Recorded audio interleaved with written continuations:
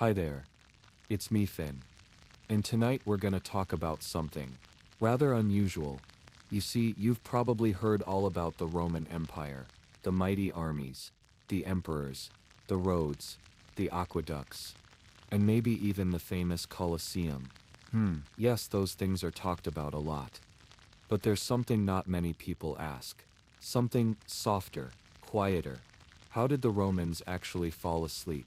Did they have comfy beds? Or pillows? What did their bedrooms look like? Did they even have bedrooms? And when it was time to rest, what sounds did they hear? Did they dream? What were their beds made of? You might be surprised to know, they didn't even really use pillows like we do today. So tonight we're not going to talk about Roman battles, or politics.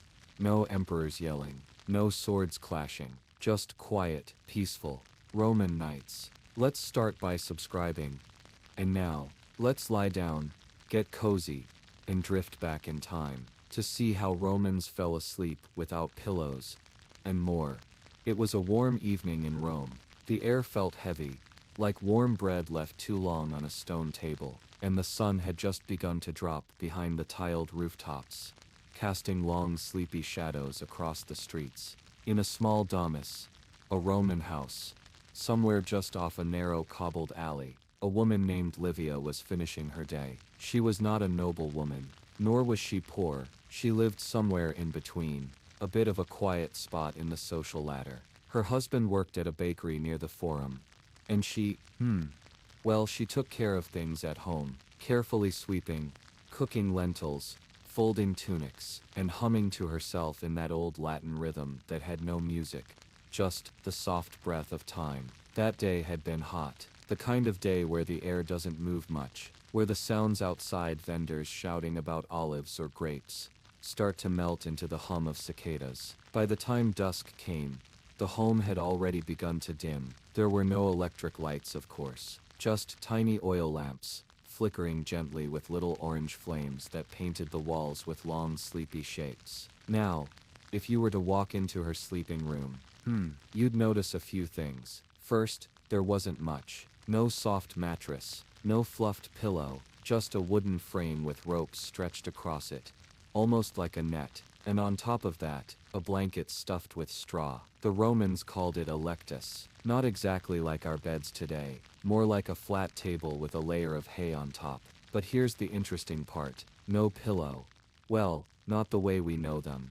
Livia had a small sack made of old linen. Inside it, scraps of cloth, sometimes a few dry herbs, and once a bit of wool from her husband's old tunic. She'd fold it over, tuck it under her head, and that was it. The idea of a soft, fluffy pillow, that was not so common. Sometimes people used wooden blocks. That's right, just a carved piece of wood shaped to fit the neck. Mostly used in the East, like in Egypt. Occasionally seen in Rome too, especially among travelers. And yet, she didn't seem bothered. After washing her face with a clay bowl of cold water, she tied back her hair, pulled a thin linen sheet over herself, and closed her eyes. The room was quiet, but not silent. Outside, a neighbor's dog barked once, then again, then gave up. You could hear a donkey braying far off in the hills, the gentle crackle of oil in the lamp, maybe a soft murmur from the man selling bread down the street,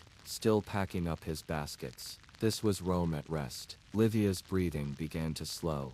But let's not leave the whole city out. Somewhere nearby in an apartment block, a place they called an insula, a man named Gaius was trying to sleep as well. Gaius lived on the third floor of the insula. That was quite high up, you know. Not like modern buildings. These were made of clay and wood. And the higher you went, the cheaper it was. His room was tiny, just enough space to lie down and maybe hang a few tunics on a peg. And for his bed, just straw, piled on a mat. Not much more. You see, for the poor in ancient Rome, sleeping was practical. You didn't have luxury. You had what worked, maybe some straw, a bit of cloth. If you were lucky, you had a blanket that wasn't too rough on your skin. And yet, Gaius slept. Not because his bed was soft, but because he was tired. He'd been lifting amphorae of fish sauce all day at the docks. His arms ached. His feet were dusty. His breath smelled like garlic and wine. He didn't even take off his tunic. He just lay down, pulled a sheet across his legs, and stared at the cracked ceiling. There were no lullabies, no bedtime stories, just the sounds of the street below, a cart rumbling by, the splash of water being poured out a window, someone laughing, and slowly, Gaius drifted off. Meanwhile, across the river, in a bigger house, a senator named Quintus was sitting up in his own bedroom. Now this was something a little different. He had a servant bring him warm water for his feet. A slave quietly adjusted the curtain to block the evening light. And for his bed, well, yes, it was still a lectus, but it had cushions, made of wool, some even stuffed with feathers. Expensive ones too. One of them was dyed purple, a rare thing, but even so, they weren't shaped like our pillows. More like square bolsters, meant to prop you up, not for lying flat. Romans liked to recline, even when resting. You'd see it at their feasts, lying on one elbow, sipping wine, picking grapes. Yes, it was a style more than a comfort.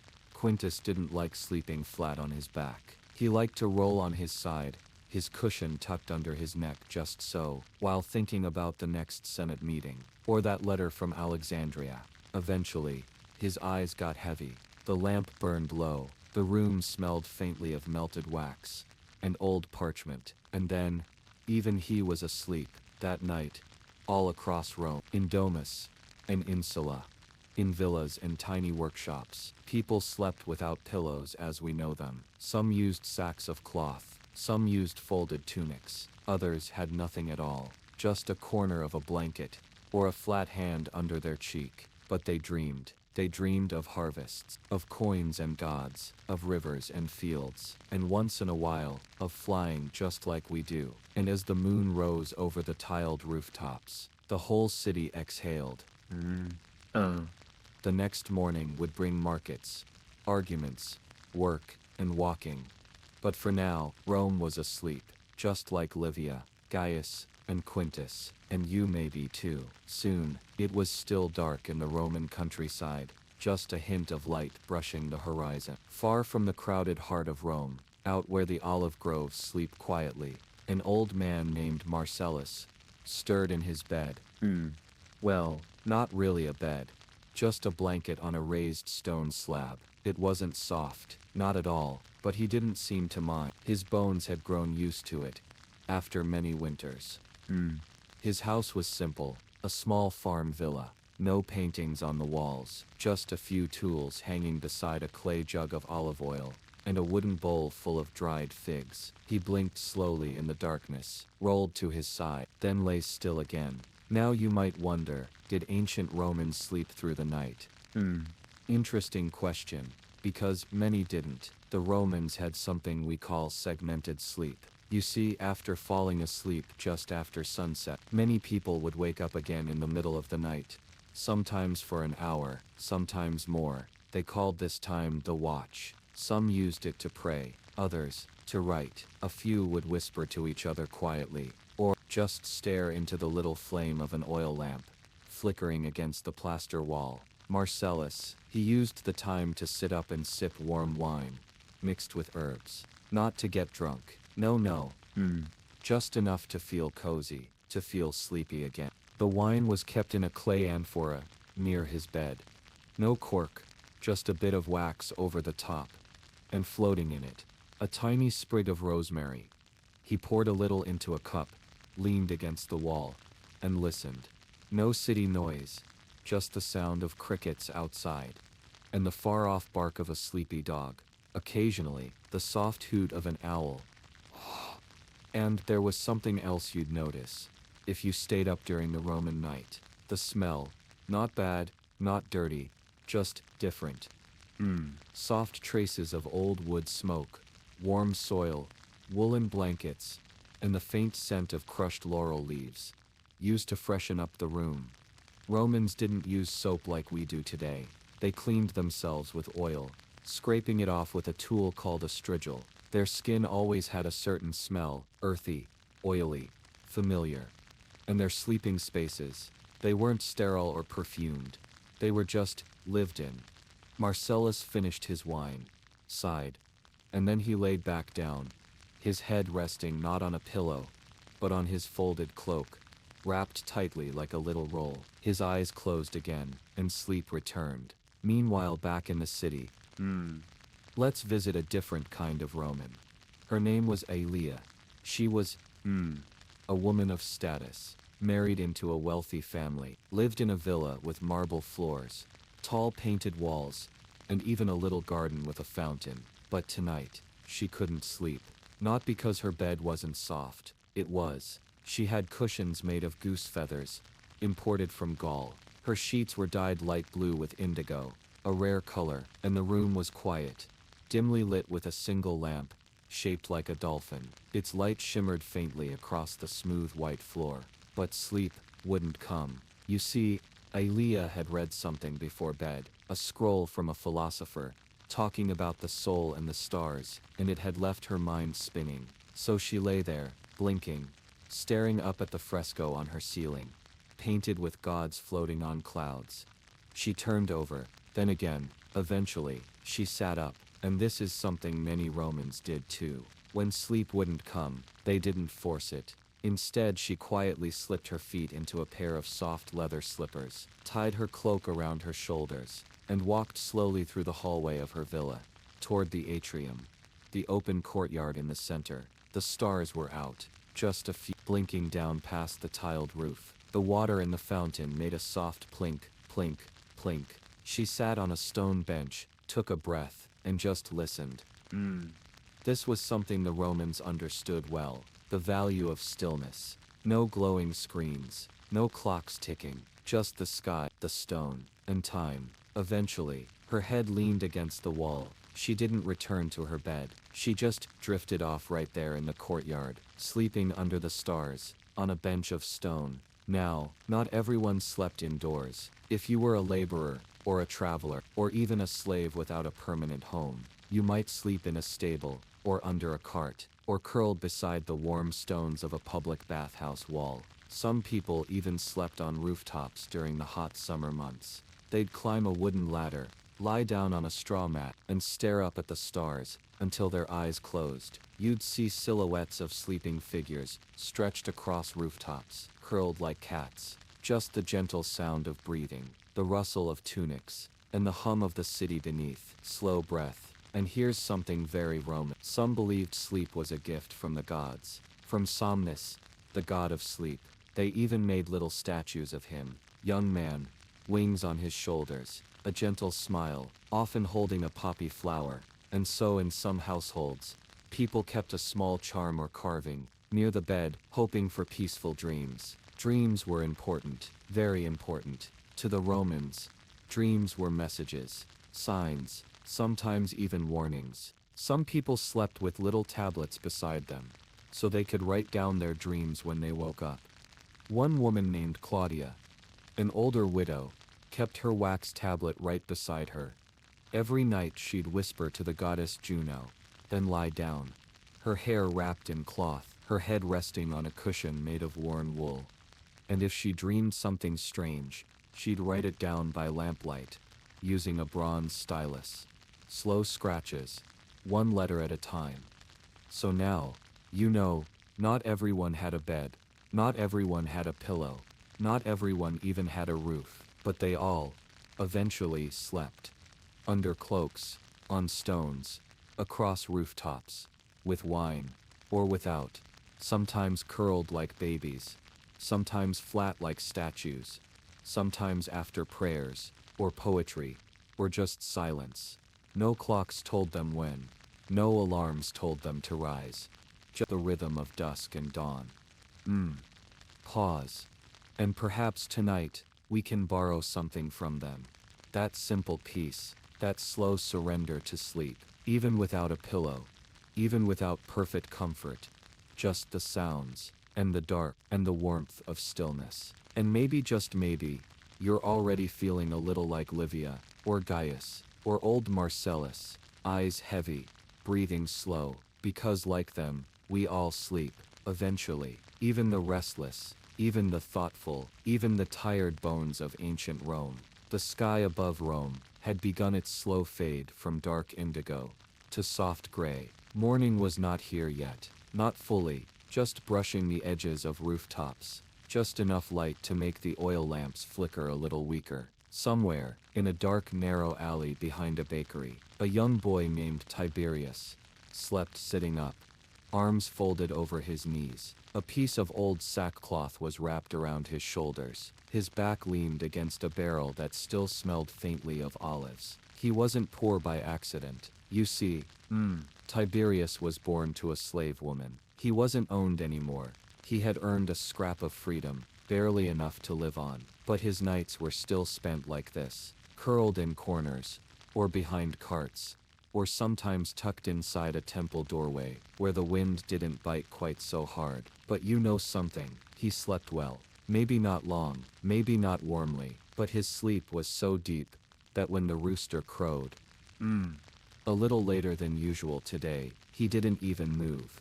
He dreamed of nothing, just the soft thudding of footsteps passing in the distance, and the crackling of a small cooking fire from inside the bakery's kitchen wall. Inside the bakery, another kind of sleeper stirred. Julia, she had been baking since before midnight, her face, dusted with flour, leaned forward against her arm, resting on the edge of a stone table beside a ball of half-kneaded dough. She'd fallen asleep while waiting for the oven to heat again. Now, if you think sleeping like this, sitting upright surrounded by ashes and bread sounds uncomfortable, you're right, but Romans were used to it.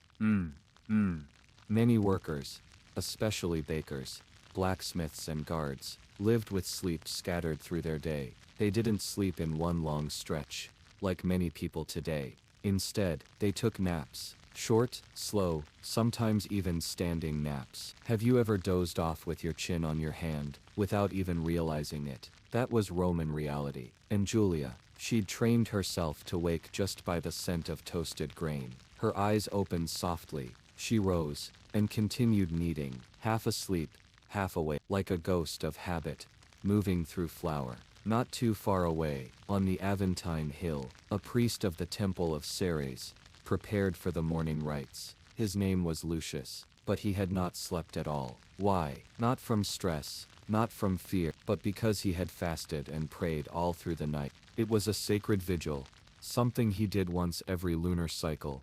He had sat with his legs crossed, palms up, eyes closed. Around him were tiny clay lamps, each with a different oil inside. One with rose, one with thyme, and one with a strong musky scent, only used for offerings. Now, here's something curious. Some Romans believed certain smells could guide dreams, or even stop them completely. Smell was memory, and sleep was where memory and spirit met. So priests, healers, and even mothers trying to soothe children, used little bundles of herbs near the bed.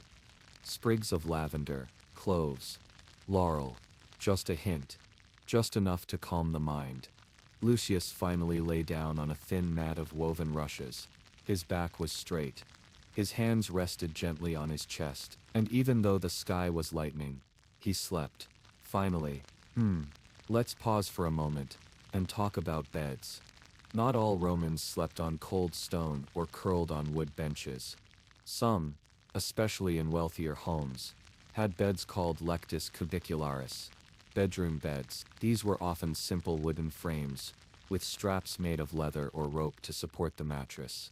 The mattress itself, usually stuffed with straw, but if you were rich, goose down, sometimes even wool. But the truly elite, oh yes, they added layers of feathers, wrapped in linen, topped with soft blankets, imported from faraway lands. Blankets dyed deep red, dark blue, or even creamy white, for those who could afford to have them washed often. Still, most didn't use pillows like we do today. Instead, they'd roll up cloth, use a folded tunic, or rest on a small block of wood, carved to the shape of the neck. Some even used, nothing at all, just their hands, placed under the cheek, and surprisingly, many found that more comfortable. Back in the countryside, in a barn outside Ostia. A family of 5 shared one small room beside their animals. The father, Gaius, snored softly, his feet tangled with his wife's. His youngest child curled beside a goat. There were no separate bedrooms here, no doors, no privacy. But it wasn't strange, it was simply Roman. Warmth was more important than space. Togetherness was more important than silence. And the smells, hay, wool, smoke from the hearth, these were not bothersome. They were comforting. When you live close to nature, and to others, the boundaries of sleep soften. You drift in and out, along with the breath of your family, the rustling of chickens, the yawning of the dog at your feet. Gaius shifted a little, wrapped his arms around his oldest boy, and slept again. Meanwhile, in a high tower near the fort, a scribe named Marcus had just finished copying the last sentence of a long letter. He rubbed his eyes. Poor man. He'd worked by the light of 2 oil lamps. The flame was low now, wobbly, almost gone. He leaned back in his chair, let out a long sigh, and just stopped moving. He didn't even make it to the sleeping bench in the corner. Instead, he slept right there, face turned toward the parchment, ink still drying beside him. Even in the most ordered lives, sleep came when it wanted, not when it was planned. And Romans, they understood. They didn't chase sleep. They let it arrive, like a quiet visitor. And speaking of visitors, there's something else you might not know. Romans believed in little household spirits, called lares. They were thought to watch over the home, to protect, to calm. Many families kept tiny statues of them near the hearth, or even beside the bed, and at night before sleeping, some would whisper to them, not full prayers, just little words of thanks, or wishes. Keep the house safe. Let us wake well. Simple things. Sleep, for the Romans, wasn't just a personal thing. It was part of the household, part of the rhythm of daily life. A time not just for rest, but for safety, for reflection, for hope. Outside the city walls, a traveler wrapped in a cloak walked slowly toward a roadside inn. He'd been walking for hours, feet blistered, lips dry. The inn was simple, just a mud brick room, with a few wooden cots and a small lamp hanging by the door.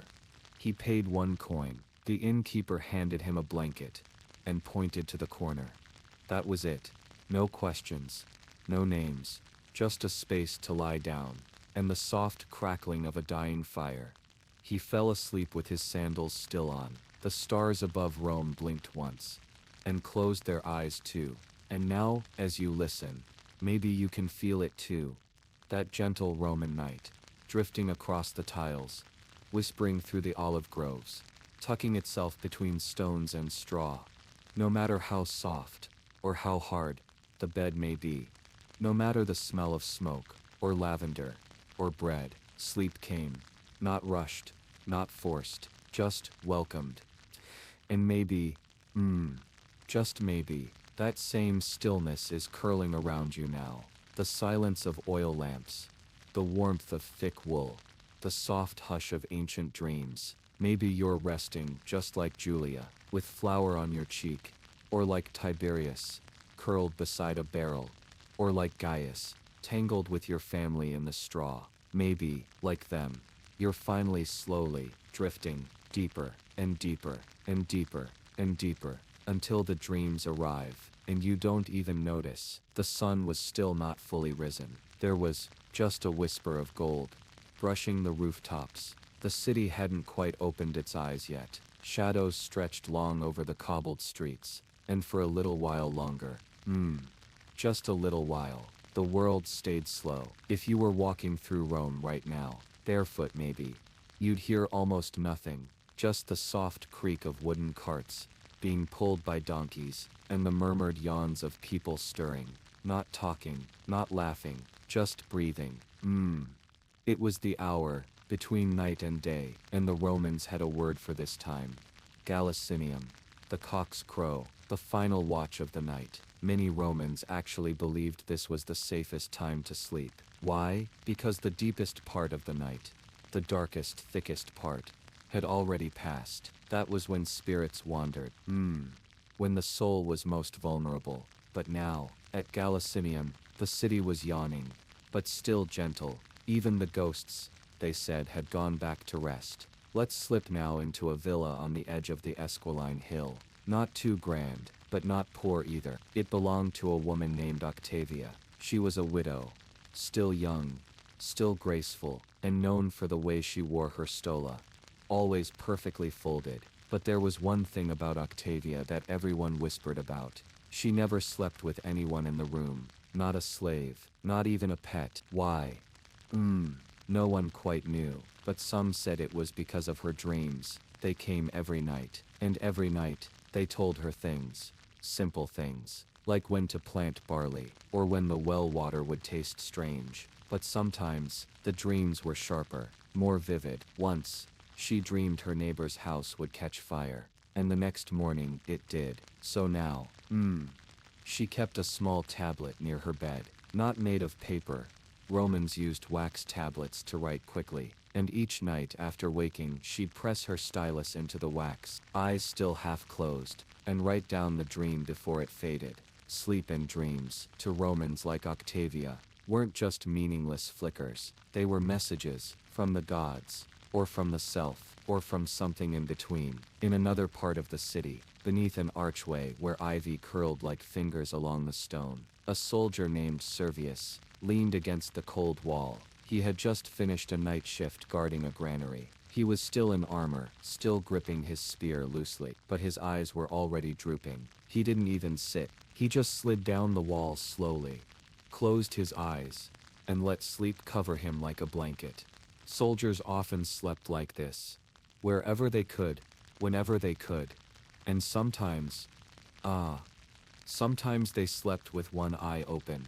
Not because they were afraid of enemies, but because in their training, they were taught to listen even while sleeping, to the sounds of footsteps, wind patterns, breathing rhythms. Can you imagine that? Being asleep, but your ears still awake? Some of them got so used to this, that even in old age, they would wake at the sound of nothing, just silence, and feel ready to stand. Let's go now. 'Tis a very different place. Not a bedroom, not a street, but a boat, a simple merchant ship, anchored off the coast. The waves were soft tonight, rocking gently, and below the deck, 6 men slept in a tangle of hammocks and rope. It smelled like fish, and salt, and tar, but the men were used to it. Each hammock swung a little differently. Each one creaked in its own rhythm, like a lullaby, but written in wood and rope. It's strange, isn't it, to think of sleep happening on the water, with no walls, no land beneath you, just stars overhead, and the sound of waves brushing the hull. But for these sailors, that was home, that was peace. Back on land, an old teacher named Calvis stirred in his sleep. He had fallen asleep while reading aloud to himself. His scroll was still open, his sandals still on, but his body, it had folded gently like old paper. He hadn't meant to sleep. He was preparing lessons for the morning. But the story, a soft tale of a boy and a dolphin, had been too comforting, and the warmth of the oil lamp, and the weight of years in his bones, had carried him under. Even scholars, who lived in books and ink, found sleep not through force, but through rhythm, the rhythm of reading, the rhythm of thinking, sometimes, the rhythm of waiting, just waiting. Now let's visit a strange little habit that some Romans had. They believed that the first sleep, the deep sleep that happened after dusk, was not the only sleep. There was something called the second sleep.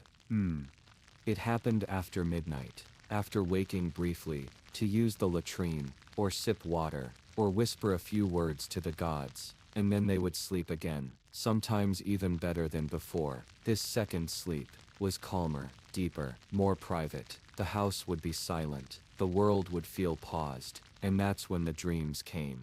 Not just strange dreams, but dreams that felt like answers to questions you didn't know you'd asked. Let's go now into a small dark shop near the Tiber. Inside, a lamp maker is curled under his workbench. His name is Quintus. He made oil lamps all day, shaping clay with slow fingers, pressing each symbol by hand. Some lamps had dolphins, others, little chariots, or palm leaves, but the ones he liked best were shaped like faces, sleeping faces, smiling, quiet, peaceful. He said it reminded him that no matter how hard the day, every face must rest, even angry faces, even tired ones. Tonight, his own face was hidden in shadow. His chest rose slowly, and above him a shelf of tiny sleeping lamps watched over him. Outside again, in the hills beyond the city, in a shepherd's hut, a young girl named Flavia was breathing in sync with her lamb.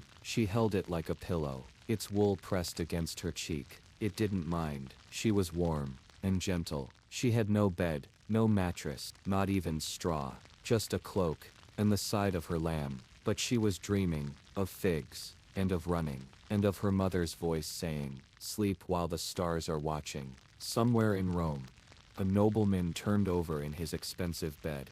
But even he, with all his soft fabrics and imported oils, didn't sleep any better than Flavia.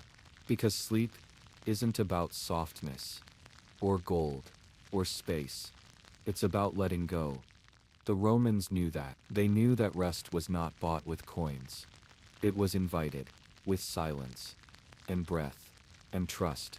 Now maybe you feel that too, like a stillness in your bones, a warmth behind your eyes, that quiet Roman night still stretching over rooftops, still wrapping around stone columns, still drifting through fig trees, tucking itself between olive jars and water pots.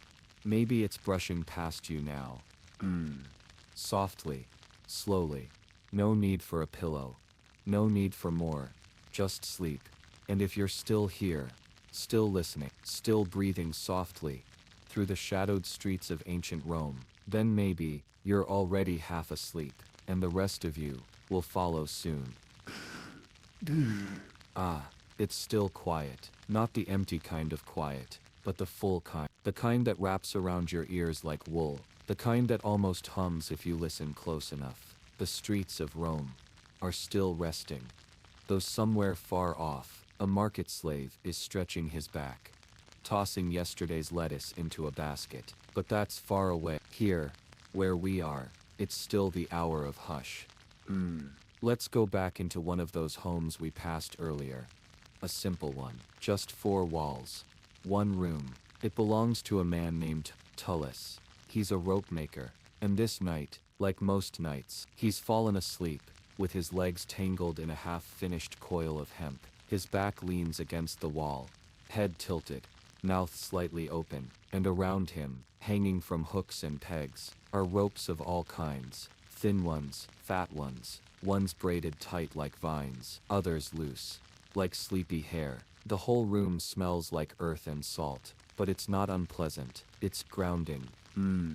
You can almost hear his breath in the stillness. In, out, not thinking, not working, just sleeping. His wife sleeps a few feet away, curled like a cat beneath a wool blanket, dyed with crushed walnuts. She dreams often, sometimes of gardens, sometimes of storms, but always in color. Romans, you see, believed dreams were a form of knowledge. Some even thought dreams were sent by the god Somnus. Yes, the god of sleep.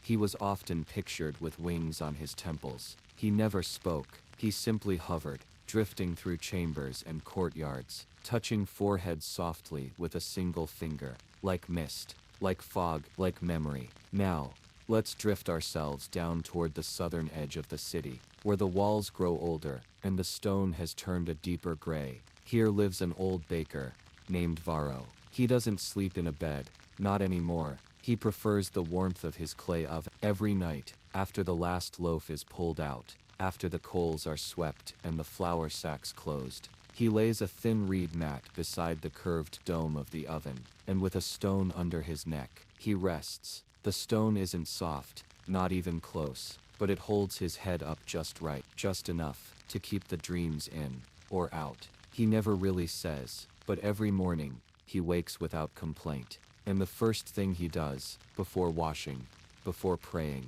his smile, because the sleep beside the oven is deep, warmer than wool, thicker than honey, and full of something ancient. Elsewhere, a young scribe named Dama curls inside a tiny storeroom beneath a magistrate's villa. It's filled with scrolls, dust, old ledgers, and silence. He isn't allowed a room of his own, but he's clever, so he built himself a nest out of worn linens and leather bindings. One of the old philosophers had written about a perfect sleep being like returning to the womb, and perhaps Dama had found something close to that, tucked beneath parchments, breathing the scent of papyrus and ink, listening to the muffled whispers of the fountain above.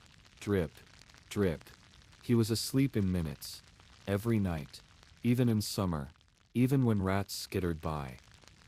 You might think it's strange, but the Romans didn't. Sleep was a gift. Yes, but also a skill. They practiced it, respected it, welcomed it with habit and humility. And it's these little habits that made the biggest difference. Some would rub olive oil into their temples before resting. A few would whisper to Lares, the household spirits, asking for quiet dreams. Others, especially those who worked with their hands, would simply drink warm water, sit cross-legged for a while, and breathe. Nothing more. No magic, no pillow, just stillness, and the hum of time slowing down. Let's move to the edge of a temple now. Not inside, but behind it, where the workers sleep. They're restorers, fixing statues, sweeping steps, burning incense. Each night, they gather their cloaks into little heaps, lie back on cool marble, and let the stars watch them. Tonight, the moon is just a sliver, a comma in the sky, and the air smells like burned myrrh. One man, Lucius, sleeps with his hand over his chest. Another, Gaius, with a smooth rock under his spine. Each one has a pattern, a ritual, a way to let go, even with the gods so close, watching from tall stone pedestals. They sleep anyway. Because sleep is not an escape for Romans. It's a return. It's strange how, no matter where we go tonight, every Roman seems to be doing the same thing, in their own way, with their own rhythm. But all of them are letting go, softly, completely. Even the city breathes differently now. The air isn't rushing anymore. It's swaying, like a boat, or a song. Even the dogs have stopped barking. Even the water in the fountains seems to trickle more slowly. This is the hour when dreams gather, when stories are planted, and when even the hardest stone seems to whisper, "Shh, rest now." We find ourselves next in a courtyard shaded by fig trees. It belongs to a retired physician named Scaevola. He sleeps outside most nights. He says the sky is medicine. Tonight, he lies on a wooden recliner, a woven cushion under his knees. He has a thin cloth draped over him like a veil, and on the low table beside him, a clay cup of warm water, mixed with mulled herbs, chamomile, a hint of lavender, a dash of fennel seed. He doesn't drink it all, just sips, then rests his hand on his stomach, and closes his eyes. No rush, no struggle, just ease. His breath grows deeper, slower, and soon, he's gone, just nearby. A tiny cat wanders between the stones. She pauses, listens to the rustle of wind, then curls up beneath a chair. She too begins to sleep, because even animals knew that the Roman night was safe. If you let it be, down in the poorer districts, the taverns have quieted, the laughter has faded into the walls, and now, only a few figures remain under doorways. A woman leans on her elbow, face toward the street. Her child lies across her lap, fingers curled around a doll made of straw. They sleep as one. The night presses gently on their backs, and even the cobblestones seem to sigh. You, how are you doing? Is your breath slower? Are your eyes heavier? Are your thoughts beginning to soften? Because just like the rope maker, the baker, the scribe and the physician, you too are wrapped in this quiet Roman night. You don't need a pillow, just a still heart, just a softened breath, just time, still listening, still drifting. Good. There's more to see, more to feel, But not fast. Never fast. We move like fog now. Like memory. Like sleep. And the Romans would approve. They would smile. Even. Because this, yes, this was how it was done. No alarms. No pressure. Just stars. And quiet. And the promise that everything important can wait until morning. Another night breathes through the stone bones of Rome. Just like every night before. But, somehow it still feels new. The kind of new you don't notice with your eyes, but with your skin. The air is cooler now. A light wind slipping through alleyways like a whisper. And under the open heavens, hundreds of little bodies are lying still. Sleeping, dreaming. Softly fading into a place where time doesn't exist. Tonight, we drift toward a neighborhood just outside the Palatine Hill. It's quieter here, a little more shadow than sparkle. Let's float into one of the homes. Not a villa, no marble, no fountains, just plain, whitewashed walls, and a wooden door that doesn't close quite right. Inside lives a family of 6. 2 parents, 4 children, and not one single pillow among them. But they sleep anyway, and they sleep well, because it's not what's under your head that matters. It's what's inside it. The father, Lucanus, lies flat on the floor. A folded tunic cushions his neck just slightly, but not much. His wife, Julia, sleeps beside him, her head gently resting on a rolled-up wool shawl, and the children, scattered like puppies, one's curled under the table, another sleeps with his foot dangling in a basket, and the youngest, she's nested herself between 2 clay pots, snuggled into a pile of old linens. No complaints, no tossing, just soft breathing, and the faint smell of baked onions from supper. Some nights, Julia hums quietly before sleep, old lullabies, soft Roman rhymes passed down from grandmothers, who once whispered in the same dialect, under the same stars. But not tonight. Tonight, everyone fell asleep fast. Too tired to hum, too full to talk, just still.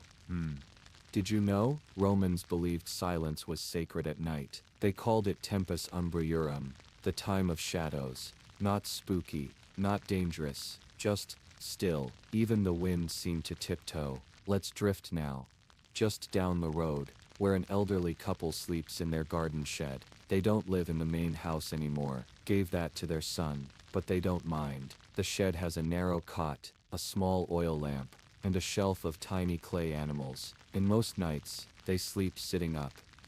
Yes, sitting up, propped against the wooden wall with a folded tunic behind them. Not because of pain, just habit. She says her dreams come more gently that way. And he, well, he never remembers them, but he wakes up smiling. Every time, even without pillows, even without much of anything at all. They have sleep, and that's enough. Elsewhere, the temple of Vesta has gone quiet. The fires have dimmed to orange embers, and the Vestal priestesses, keepers of Rome's eternal flame, rest on plain linen mats, placed in rows. Their heads lie on folded cloaks, their feet wrapped in wool strips. It's colder in here, but they don't shiver. They were taught how to slow their breathing, how to let go of the day's noise, how to enter sleep like a sacred rite. And in this chamber, with the scent of ash and time drifting through the beams, sleep feels ceremonial, holy, almost. Even the animals have their ways. The geese kept at the Capitoline temple, they're known to stir at danger, but not tonight. They rest, beaks tucked into feathers, bodies still, not a honk, not a flutter, because even geese know, when Rome sleeps, it sleeps deep. Let's visit a merchant now. His name's Sabinus. He sells bronze lamps and cheap glassware. His shop is small, just enough room for a table, a shelf, and a bedroll tucked beneath a counter. And that's where he sleeps, right under his own wares. He uses a saddlebag as a pillow. It's uneven, lumpy, smells faintly of garlic. But for Sabinus, it's perfect. He likes being close to his things, says it gives him peace, and each night, after he sweeps the floor and counts his coins, he lies down, tucks the saddlebag beneath his neck, and lets go. It's strange how much the Romans could let go. They didn't cling to sleep, didn't chase it. They welcomed it, like a friend coming to visit. Not loud, not demanding, just expected, just, inevitable. And perhaps that's the secret. They didn't try so hard, they just trusted the dark. Even now, as the moon climbs a little higher, the city shifts just slightly. A baker stirs, some ashes are swept, but most are still asleep. Even in the wealthiest homes, where marble statues watch over silk beds, and expensive mosaics glint in the dim light. Even there, the pillows are rare. They weren't seen as essential. Too soft was thought to be unsettling. Romans believed too much luxury weakened the body and dulled the mind. So their beds, sturdy, simple, solid. Sleep was not about comfort. It was about rhythm, about surrender. A wealthy woman named Kalia lies in her chamber now. Her bed is framed in bronze. Her mattress is filled with straw and horsehair. She has one small headrest, carved from polished wood. No feathers, no linen fluff, just a gentle curve to hold her neck steady. She sleeps on her back, always. One hand on her stomach, the other at her side. She says dreams are clearer that way. And maybe they are, because tonight, she dreams of the sea, calm waves, pale blue, touching the shore again and again. She doesn't need much, just silence, just shadows, just the night. And so, as we drift over rooftops and through narrow corridors, everywhere we look, someone is asleep. Even the philosophers, even the thieves, even the guards on the wall, who take turns dozing on benches made of stone, one eye open, one closed, and always listening to the hum of the city's sleep. Shh. Can you hear it? That distant rhythm, that Roman breathing, it's still there, soft, steady, like the tide. You're part of it now. You too have slipped into this night. You too lie without worry, without pillow, without urgency, just ease. Let your breath match theirs. Let your thoughts loosen, like sandals unstrapped at dusk. Nothing matters now but stillness, and the quiet weight of sleep. But we're not done yet. There's still more to see, more corners of Rome to visit, more sleepers to meet, but slowly, softly, one breath at a time. Still here, still drifting. Ah, good, that means you're ready for what comes next. Let's go, but gently, always gently. Tonight feels like molasses, slow, thick, heavy in the air. Even the stars above Rome look sleepier than usual, barely flickering, just resting, just watching. And the city below, still breathing, still dreaming, like an old creature curled up in its den. Let's drift now toward a quieter corner, far from the clatter of carts and the shouts of street vendors. Here the road narrows, the buildings lean in like they're whispering secrets to one another. And at the end of this alley, there's a doorway, with ivy creeping over the lintel. Step inside, and the world softens. This is the home of Marcus and Livia, two aging actors of the Roman stage. They haven't performed in years, but their home still carries the scent of old costumes, beeswax, and lavender. And tonight, they're both asleep on a woven reed mat, side by side, no blankets, just each other. They don't use a pillow, they never have. Marcus says his neck prefers the ground, and Livia, she tucks her hand under her cheek, and lets her dreams unfold like a slow-moving play. Every now and then, she mumbles a line from an old comedy. The kind with mistaken identities and bad wigs. Marcus smiles in his sleep when he hears her. Even after all these years, her voice makes him feel 20 again. In the corner of their home, there's an old amphora filled with rose petals and wine corks. No one knows why. Maybe it's for scent. Maybe it's just tradition. But it sits there, quietly, watching over their sleep like a gentle guardian. Outside, the wind slips past a wooden wind chime. Chunk, chunk, chunk, chunk. Barely a sound, but enough. Just enough to remind the night that it's still alive. Let's float higher now, above the rooftops, past the stray cats curled near chimney stones, and into a window with no shutters. This one's special. A small room lit only by the glow of a dying oil lamp. Inside, two girls lie on a shared cot. They're cousins, 11 and 12 years old, and they've been giggling for hours. But now, sleep has caught them mid-whisper, their arms tangled like vines. One breathes through her mouth, tiny snores slipping out with each exhale. The other, has her hand resting on a pet beetle's tiny wooden cage. They call him Titus. He doesn't make much noise, but somehow he's part of the ritual. No Titus, no sleep. Their heads rest on hand-stitched satchels, filled with lentils. Yes, lentils, warmed slightly near the hearth before bed, then tied up tight and used as headrests. They say the warmth makes dreams float better, and maybe it does. Sometimes it's not about having the perfect bed, it's about the little comforts, even if they're made of beans. Further down the road, let's visit a guard post, on the edge of town, where a watchman named Flavius keeps an eye on the dark. But even guards need rest, so in the quietest hours, he takes turns with his partner, half asleep, leaning against a wooden crate filled with salt. His head rests against a curved helmet, not exactly soft, but steady, reliable, and in Rome, that matters more than fluff. And while we're here, let's peek inside the tabernae. Little shops lining the street.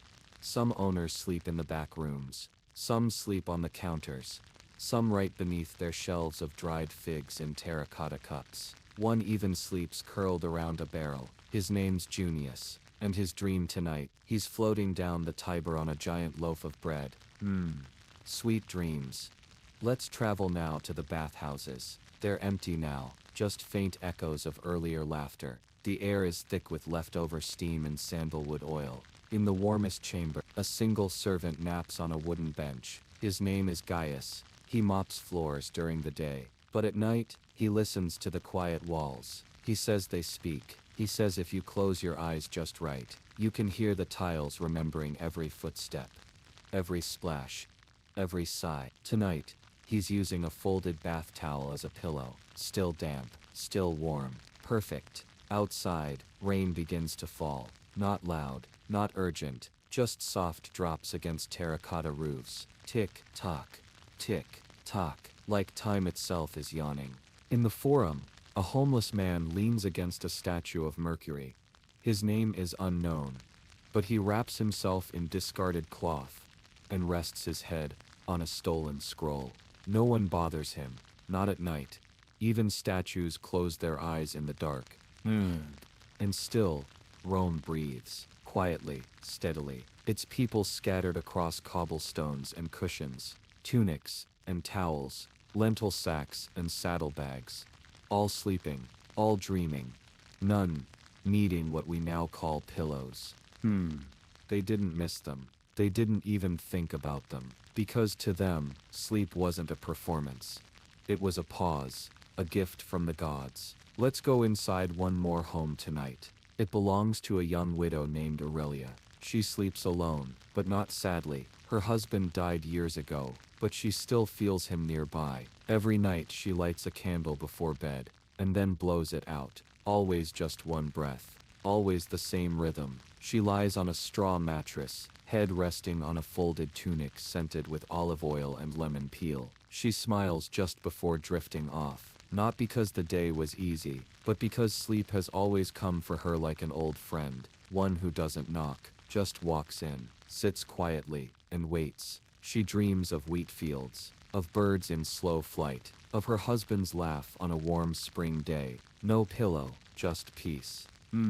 If there's one thing the Romans knew, it's that comfort doesn't come from things. It comes from routine, from trust, from the sounds you hear every night until they feel like lullabies. Like the splash of water in a public fountain, the creak of rope on a window shutter, the rustle of fig leaves in the wind. You don't need softness, you need rhythm. They slept with dignity, with simplicity, with a kind of grace we've forgotten. And tonight, maybe you can borrow some of that. Let the floor hold you, let the shadows cover you, let your thoughts melt, let your breath slow, and soften, and disappear. Shush, we'll visit more sleepers next. They're waiting, quietly, just like you. Still with me, good, let's keep going. softly. The sky over Rome is the color of burnt fig leaves now. A little blue, a little gray, a little like dreams not yet told. And as we drift through the early hours of this ancient city, even the wind seems to whisper, "Not yet, don't wake them yet." So we won't, we'll just float, through alleys that smell of wine-soaked wood, and olive oil left out too long, and bread dough rising for tomorrow. We begin again in a small villa, tucked on the edge of Aventin Hill. This one is special. It belongs to an older man named Cassian, a poet, though he never published a single word. His writings live inside drawers, and old sandals, and between the pages of cookbooks. Tonight, Cassian is dreaming about a bird, a stork maybe, or a heron. He's not sure, but it's flying low, just above the sea, skimming the waves with its wings. He's not on a mattress. He's lying on a wooden board, wrapped in a thin linen sheet, and under his head, a smooth stone, warmed all day by the sun. Yes, a stone. He says it reminds him that nothing soft lasts forever. But sometimes, that's okay. Sometimes, that's beautiful. In the next room? That's where his daughter sleeps. Julia. She's 19, soft-spoken. She has a tiny notebook tied around her wrist with a red thread. She dreams with her hands. She draws when she wakes. Sketches of feathers, faces, and figs. Always figs. She sleeps on a woven hammock, strung between two clay pillars. It sways a little in the breeze. Above her head, a pot of mint, just close enough to smell. She doesn't use a pillow. Instead, she curls a thick wool scarf under her neck. She says it's better that way. More like a hug. Let's move on now. Outside. Down a tiny, winding stair. To a cluster of workers' homes. Built with thick bricks and small windows that trap in the warmth. We float into one, lit only by moonlight, where two brothers are fast asleep beside their tools. One is a potter, the other, a leather worker. They share a cot made of tied rope, squeaky, but strong, and they both rest their heads on worn-out satchels, stuffed with leftover scraps, leather, thread, soft clay dust. It's not fancy, but it smells like home. They sleep deeply, because they worked hard, and their dreams, they're quiet ones, of silence, and warmth, and full bellies. Let's visit a stable next us. A quiet one. Smells of hay, and saddle oil, and slow-breathing horses. The stable boy, he's asleep on a pile of dried rushes. Not even a blanket. Just the weight of his own limbs. His head rests on his folded tunic, still damp from the evening chores, but he's smiling. And the horses, they're sleeping too, with half-closed eyes and drooping ears. A warm breeze flows through the wooden slats, and the stars shine like melted glass through the roof holes. Even the animals knew how to rest here. Even the dust seems still. Further along the road, we come to a domus, a grand home, with marble columns, painted walls, and a quiet hush like a sacred place. Inside, a woman named Octavia sleeps beside her nursemaid. Though she's rich, she never liked soft things. She sleeps on a carved wooden frame, a single folded cloak under her head. Every night her maid leaves a fig by her bedside, not to eat, just for the scent. It reminds her of her father, who used to pick them when they were still warm from the sun. And now, each night, she dreams of laughter, of voices in the orchard, of bees. She doesn't need feathers. She needs memory, and it rests quietly with her. Let's walk again, through the heart of Rome, to the fire brigade barracks, the vigils, strong men, trained to wake at the smallest spark. But even they must sleep, and tonight, they lie in rows on stone floors, with wool cloaks wrapped tight. No pillows, just their helmets, or their hands, or each other's shoulders. A shared kind of silence, not soft, but steady. The kind of sleep that keeps cities safe. Up in the hills now, above the noise, is a farm, run by a woman named Tullia, and her 3 daughters. They sleep in a single room, the windows open, the air crisp. They lie on straw mats, one beside the other. Their heads rest on linen bundles filled with corn husks. The bundles shift, crunching softly beneath them. It's not loud, just enough to remind them they're home. Before bed, they drink warm goat milk, then hum a lullaby, one note each, like a chain of sleep pulling them gently under. The stars above them blink slowly, not watching, just resting.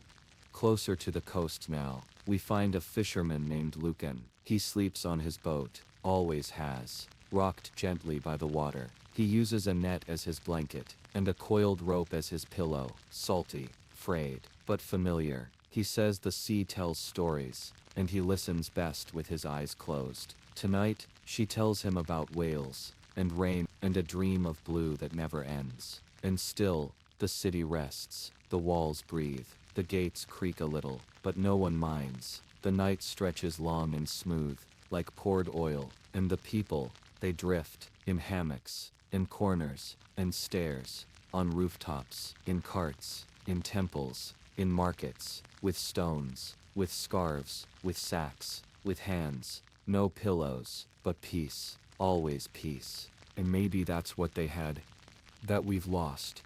A trust in the night, a love of the pause. Their world didn't rush. It rocked. It hummed. It whispered, and it held them. Softly, firmly, faithfully. Now close your eyes. Picture the floor, the mat, the scarf, the breeze, the fig, the breath. This is how they slept. This is how you can sleep. Nothing more is needed. Let your thoughts curl like vines. Let your breath settle. Let your weight fall. They're all still here. The Romans. Sleeping beside you. Across time, across dreams. And now, it's your turn too. Let's keep going. Quieter now. To places even softer. Can you hear that? Just the tiniest crackle. Like fabric brushing against stone. Like a curtain moving in the breeze. That's the sound of morning starting to wonder if it should arrive. But we're not there yet. The night in ancient Rome still holds tightly to its last moments. And in those moments, the quiet becomes even softer, as if it's holding its breath. Let's go somewhere different now. Far from the city, to a small village, near the edge of a forest, where cypress trees lean like tall, tired watchers. Here lives a little boy named Milo. He's 7, his teeth are still growing in, and sometimes he talks in his sleep. Milo sleeps on a flat wooden plank, placed over 2 empty crates. Under his head is not a pillow but, a bag of flour, wrapped in cloth. It's cool, a little lumpy, and smells like bread that hasn't been made yet. He likes it because, he says it listens to his dreams. Every night, his mother tells him the same story, about a lizard who wanted to fly. He falls asleep halfway through it, always. Just across the way, an old woman named Livia rocks herself to sleep on her porch. She doesn't go inside.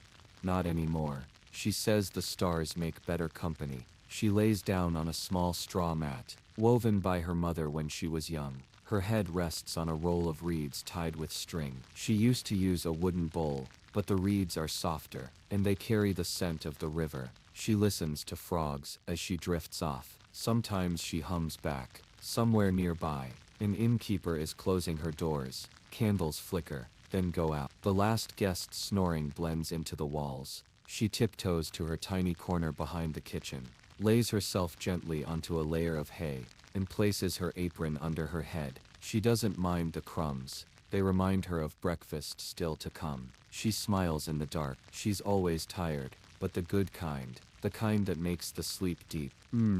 Further out still, on a narrow road that leads nowhere special, a traveler rests. His name is Varro. He carries a sack of dried figs, and 3 letters he hasn't opened yet. Tonight, he sleeps beneath a cart. The wheels creak in the wind. He curls into the shadow, cloak over his shoulders, head resting on his satchel filled with parchment scraps and charcoal sticks. He draws in his sleep, lines in the air, shapes only he understands. No pillow, but dreams, plenty of those.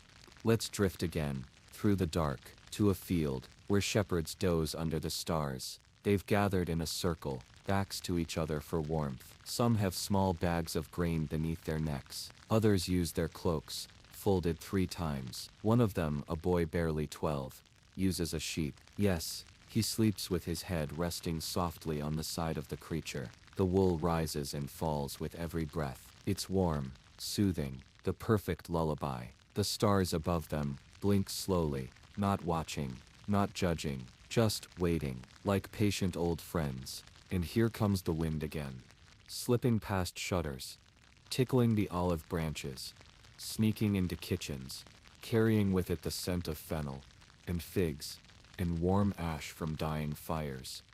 Let's follow it now, back into the city, where the guards have finally changed shifts, and the last tavern has closed.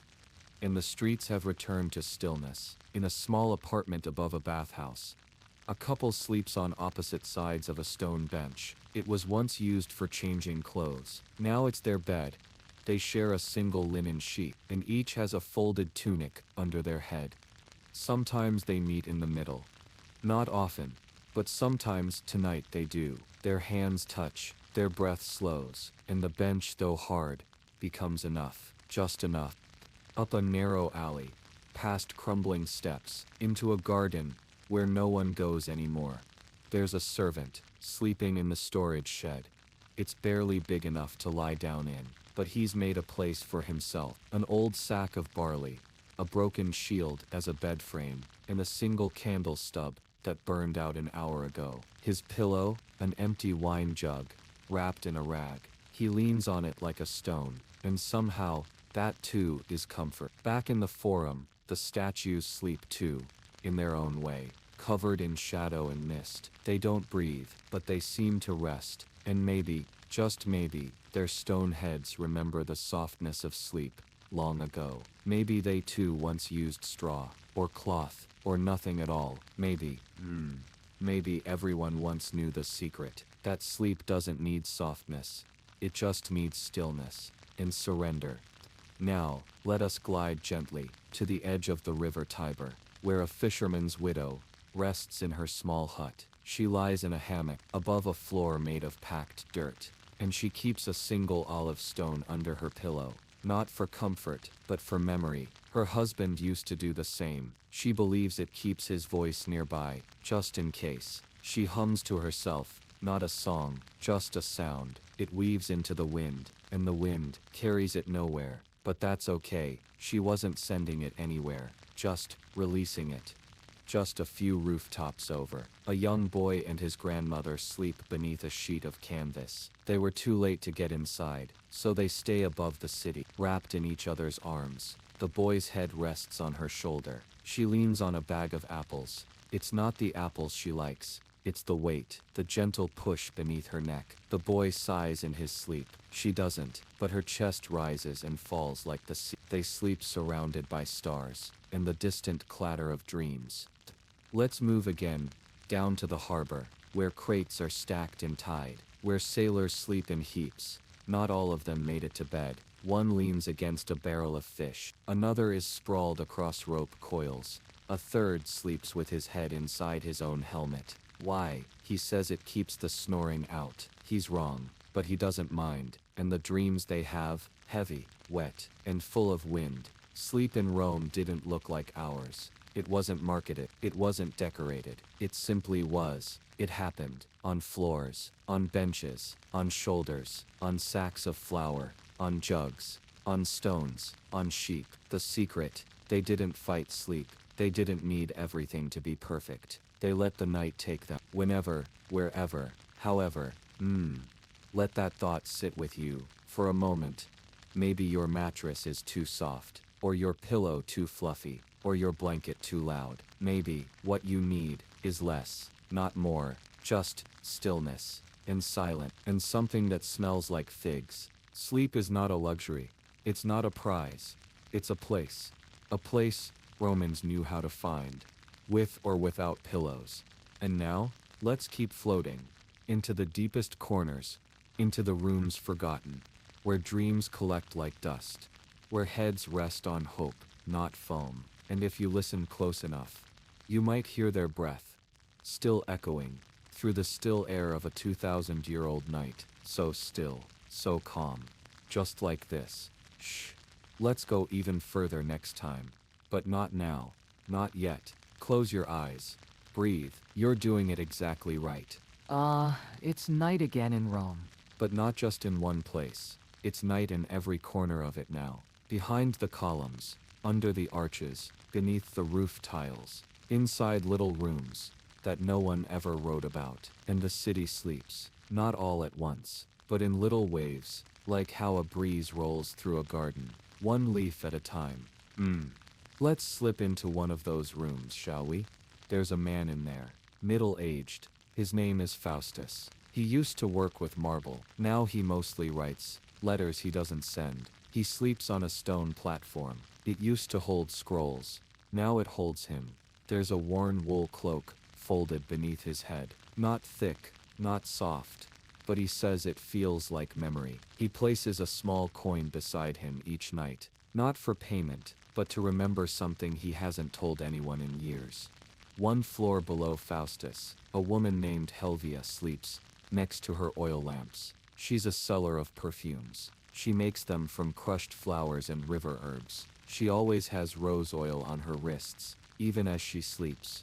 Tonight her pillow is a folded sailcloth. She says it smells like open skies, even if she's never seen the sea. Sometimes, in her sleep, she smiles, like she's remembering something sweet. Or maybe, she's just grateful. Gratefulness makes a good pillow too.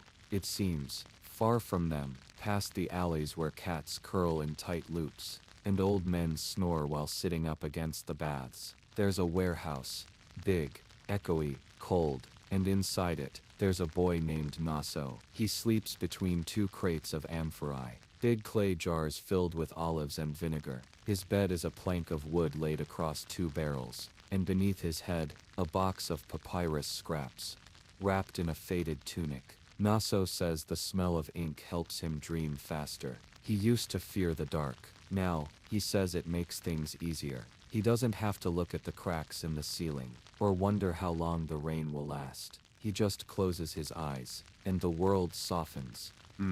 Now we travel back, not to a person, but to a place, a garden. One that belonged to a senator. The senator is gone, but the garden remains, overgrown, a little wild now. But in its corner, a gardener still comes each night, to sleep. He used to prune the laurel trees. Now he just rests beneath them, on a pile of fallen leaves and old cloaks stitched together. His head, on a satchel of seeds. He listens to the night rustle through the vines, and lets it carry him off. He's never had a real pillow, but he says the leaves whisper things that feel just as soft. Let's go even further now, into the hills, where soldiers used to march, but now only goats climb.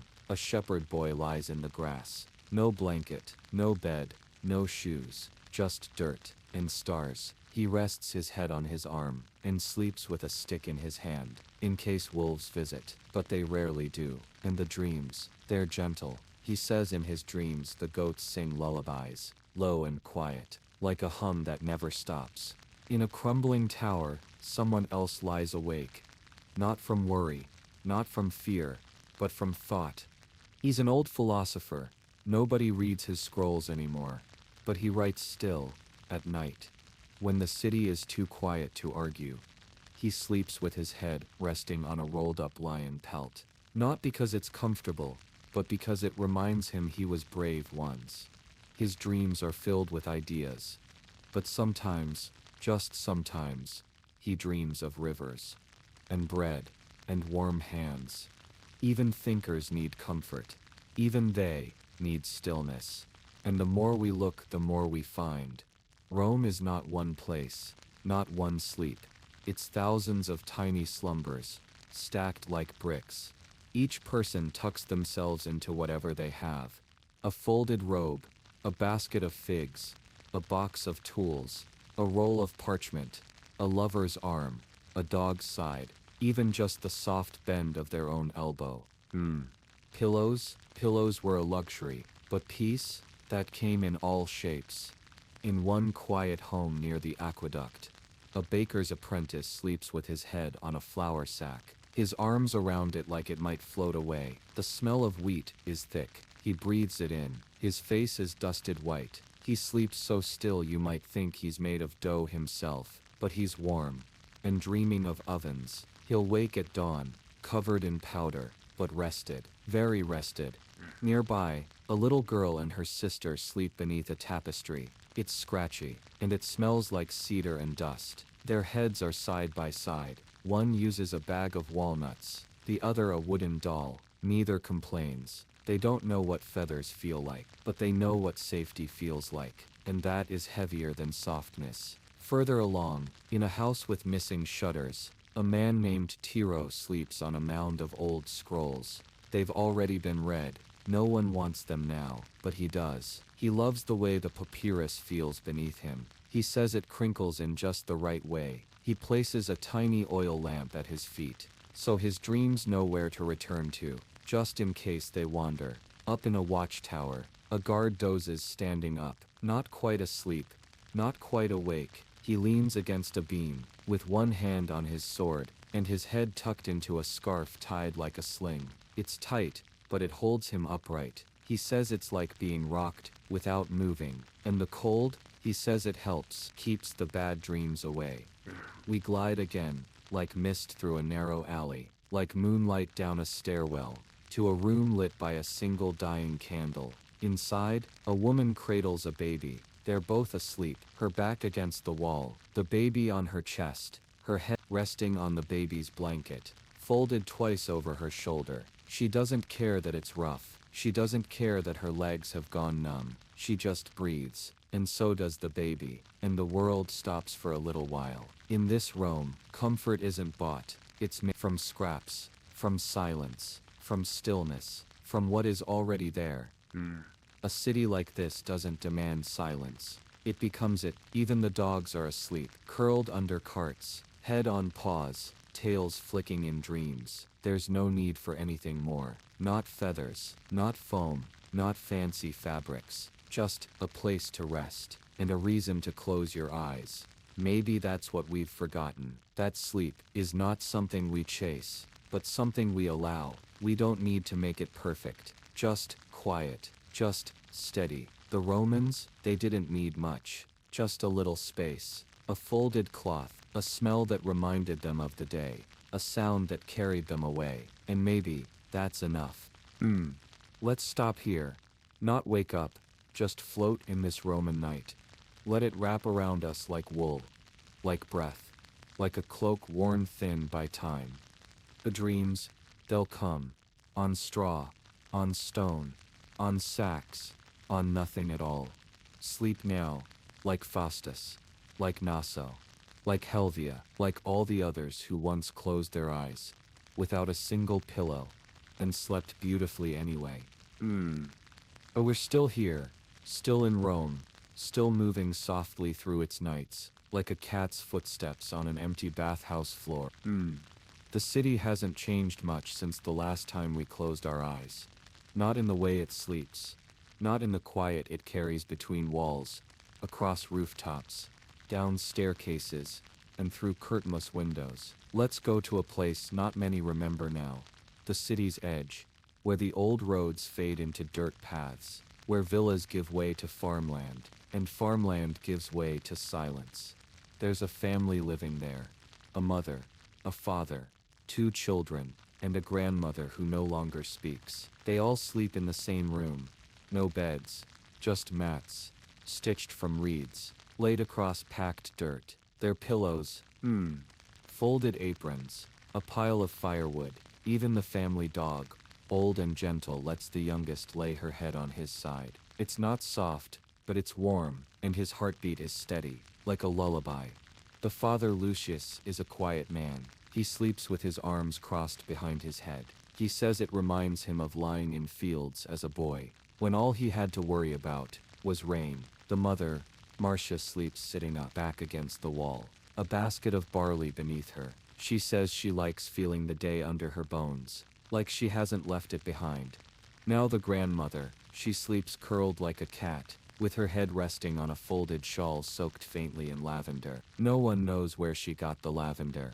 She just always has it. Even when her words left her, the scent stayed. It's her way of keeping the night kind. Meanwhile, deeper in the city, in a room above a tavern, 2 lovers sleep after their shift. They've been serving drinks to sailors all night. Now their world is still. They lie together on a single blanket, thick with years of spilled wine and laughter. One uses a bundle of menus as a pillow, the other just rests on the other's chest. They breathe together, in, out, like waves. The floor creaks with the steps of someone above, but neither stirs, because sometimes when you're held, you don't need anything else. Not even a pillow.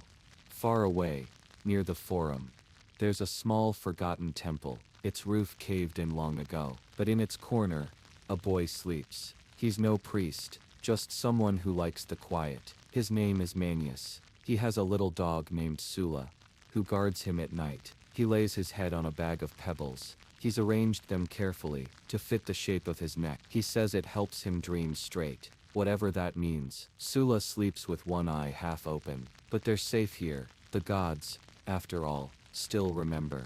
Even if the people don't. Let's glide now to a different scene. A ship docked near Ostia. Not sailing tonight, just rocking, gently, on calm waters. The crew is asleep in hammocks, strung low close together, like hanging cocoons. No pillows, just rolled up cloaks, or folded shirts, or nothing at all. The sea sings for them. It hums under the hull, and that's all they need.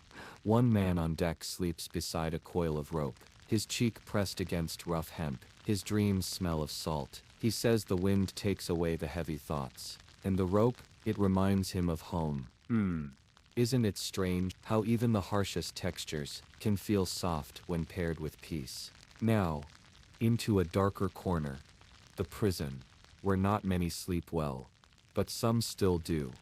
A man in one cell rests with his head against a wall.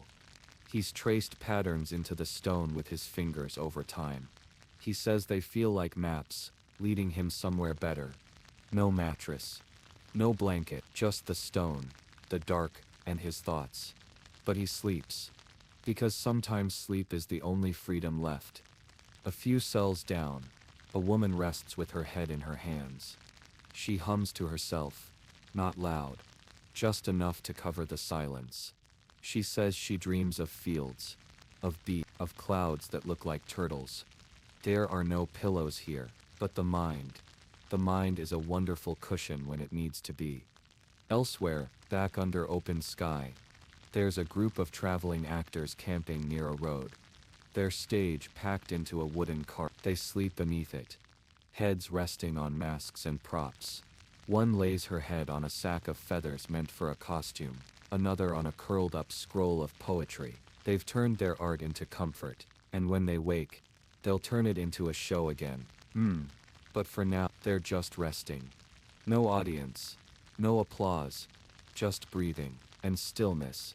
Rome is vast, but it folds inward at night, becomes quiet, soft, private. There's a merchant resting under his counter, a midwife asleep on her traveling stool, a student with his head down on a half-finished drawing.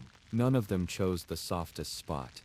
They just chose a spot, and let the quiet do the rest. The city doesn't ask much, just that you lie still, and listen, to the drip of a leaky pipe, to the rustle of fig leaves, to a neighbor's distant snore, and slowly, sleep gathers, like fog.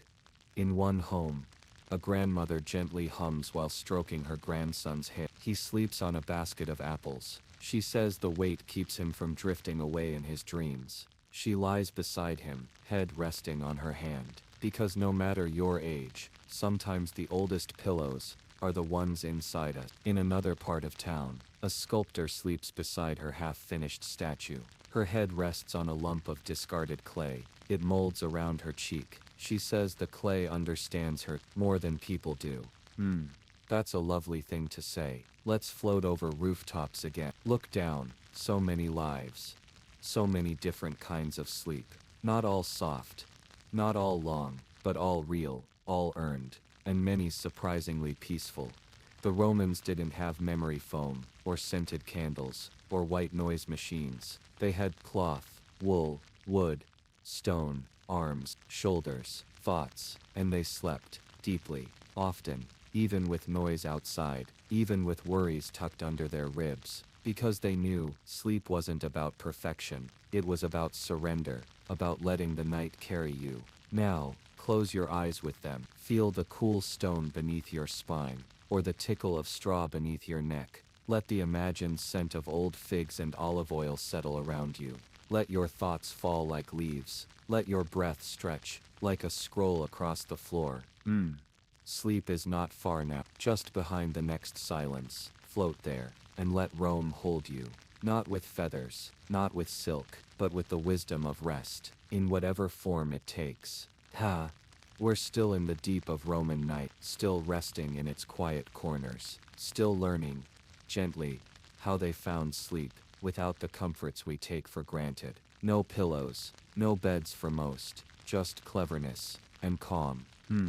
Tonight, we wander again, not in the streets, but within the walls of places most people never see. Let's begin at the tabernae, the little shops that tuck themselves beneath houses. Most people think of them as places of work, but at night, they turn into something else. One such place belongs to a cobbler. His name is Primus. He's old. His beard curls like parchment left in sun. By day, he mends shoes for senators and slaves alike.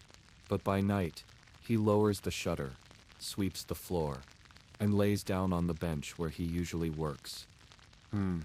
His pillow, a wooden shoe mold. Yes, that same hard shape that forms sandals becomes his headrest.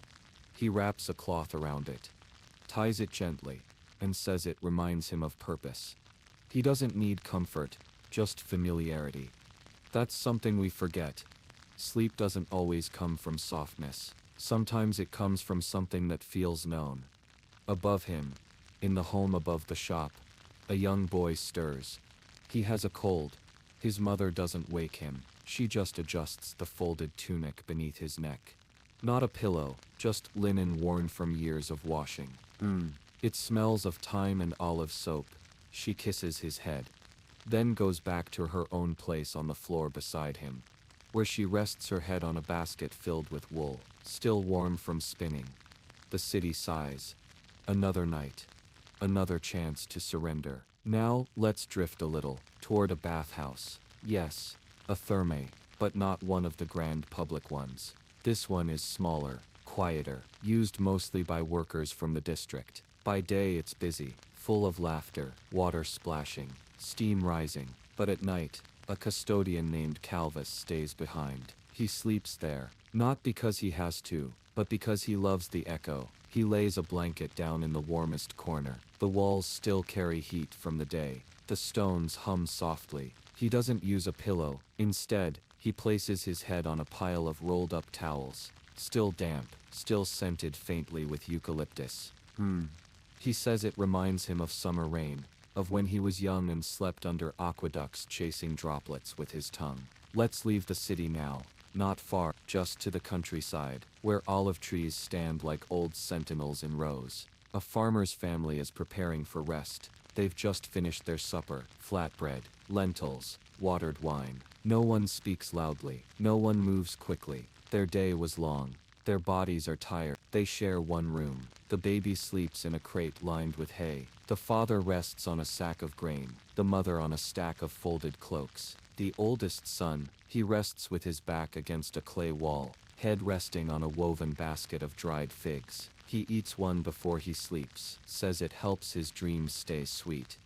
His sister braids a string into her hair before she lies down. She says it protects her from bad spirits. She lies on a tunic wrapped in lavender sprigs, picked fresh earlier that morning. Even here they find ways to bring sleep closer, not through fluff or silk, but through intention. And you see, that's something the Romans understood. Rest wasn't something you just waited for. You made it, prepared for it, even welcomed it, as a guest. Some even wrote short poems before they slept. Like a prayer but softer. Back in the city, there's a scholar. Her name is Tullia. She copies scrolls for a living. By day her fingers ache from ink. At night she sleeps beneath her writing table, head resting on a bundle of scrolls tied with twine. She doesn't unroll them, just uses them like a cushion. She once said, "If I cannot read myself to sleep, I shall lean on wisdom instead." That's the kind of sleep that touches the soul, isn't? And not far from her, a young painter sleeps on his back, in an empty courtyard. The stars above him, a rolled-up cloak beneath him. He painted all day, his fingers still carry streaks of red ochre. He rests his head on his paint satchel, not because it's soft, but because it's his. The smell of linseed oil and dust calms him. To sleep surrounded by your work, there's a kind of quiet victory in that. Let's float now. To a camp, just outside the city. A group of builders from the provinces rest beneath a canvas canopy. No walls, no doors, just stars and breath, and tired bones. One man sleeps with his head on a rock. Another uses a half-eaten loaf of bread. Someone else lays on a folded-up map. Each finds a way. Each makes their body fold into sleep, like parchment into a scroll. They sleep soundly, because exhaustion is a gentle master. Further north, beyond the Tiber, there's a group of musicians resting after a long festival. They played lyres and drums all evening. Now they lie sprawled like dropped tunics.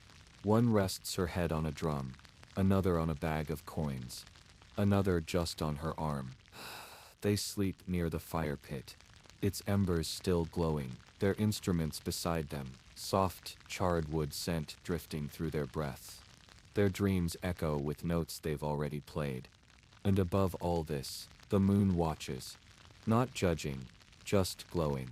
A pale eye that sees everyone equally. The noble sleeping on silk, the beggar curled on straw, both dreaming, both floating, both human. Back in the Sabura district, a woman sleeps with 3 cats around her. She doesn't own them, they just come. She rests her head on a basket of onions. Odd, maybe, but she says it keeps bad spirits away. No one argues, because she sleeps better than anyone else in the building. She hums in her sleep sometimes. A tune no one recognizes. Maybe it's from long ago. Maybe it's from a dream she once had. Now down the street, an old man rests on a pile of bricks. He used to be a mason. He says he built those bricks with his own hands. And now, they return the favor. They hold his head. They remember him. He says they're cooler than cloth in the summer heat, and warmer in winter, if you talk to them. Strange, maybe, but comforting. Let's glide toward a temple again. This time to the Temple of Vesta, where the sacred fire is kept alive. The Vestal virgins live there. They sleep on raised platforms, but they use folded ceremonial robes instead of pillows. They say soft things can cloud the spirit, so they choose firmness, discipline. But even here, there's calm. Their dreams are light, guarded, shaped like embers in a brazier, not wild flames, just steady glow. And in the palace, the emperor himself sleeps. His chamber is large, quiet. He has pillows, feathers from Egypt, silk from the east. But sometimes, he doesn't use them. Sometimes he rests his head on his arm, staring at the ceiling. He listens for the city, its noises, its breath. Even the ruler of the world sometimes just wants to be part of its hush. He says pillows are luxury, but stillness is rare. Stillness is royal. The Romans didn't need much. They had no memory foam, no scented candles, no bedtime podcasts. But they had wool, they had robes, they had worn-out baskets, scrolls, bricks, and love. And they slept, not always soundly, but honestly, and often, deeply, because sleep was a ritual, not a product. You feel it too, don't you? This quiet, this float. Let your own thoughts rest, like a head on folded linen. Let your mind press gently against the textures of old stone. No need to force sleep, just invite it, as they did, with a blanket, or a bench, or a shoulder, or a dog, or nothing at all. Just night, just stillness, just breath. And let the silence carry you. Still here, still drifting through ancient hushes and quiet corners. Good, that means sleep is close. Or at least peace. Tonight, let's not start in a city. Let's not begin with marble or torches. Let's begin with a road. A long, slow, dust-covered road. One built by Roman hands. One stretching endlessly toward the edge of their empire. There's a caravan stopped along it. Traders, messengers, the few Roman soldiers. They've laid down their burdens for the night. Their wagons creak as they settle. The oxen grunt and shift in place. The wind carries the smell of olives, cloth, iron, and dust. And here, by the wheel of a cart, a woman sleeps. Her name is Nerva. She's a seller of fabrics. She travels often. Her pillow? A rolled-up robe dyed with crushed berries. It's soft, not too much, just enough. She says the smell reminds her of the trees near her home. She always sleeps with it, even if she doesn't use it to rest her head. Just having it calms her. It's not about softness.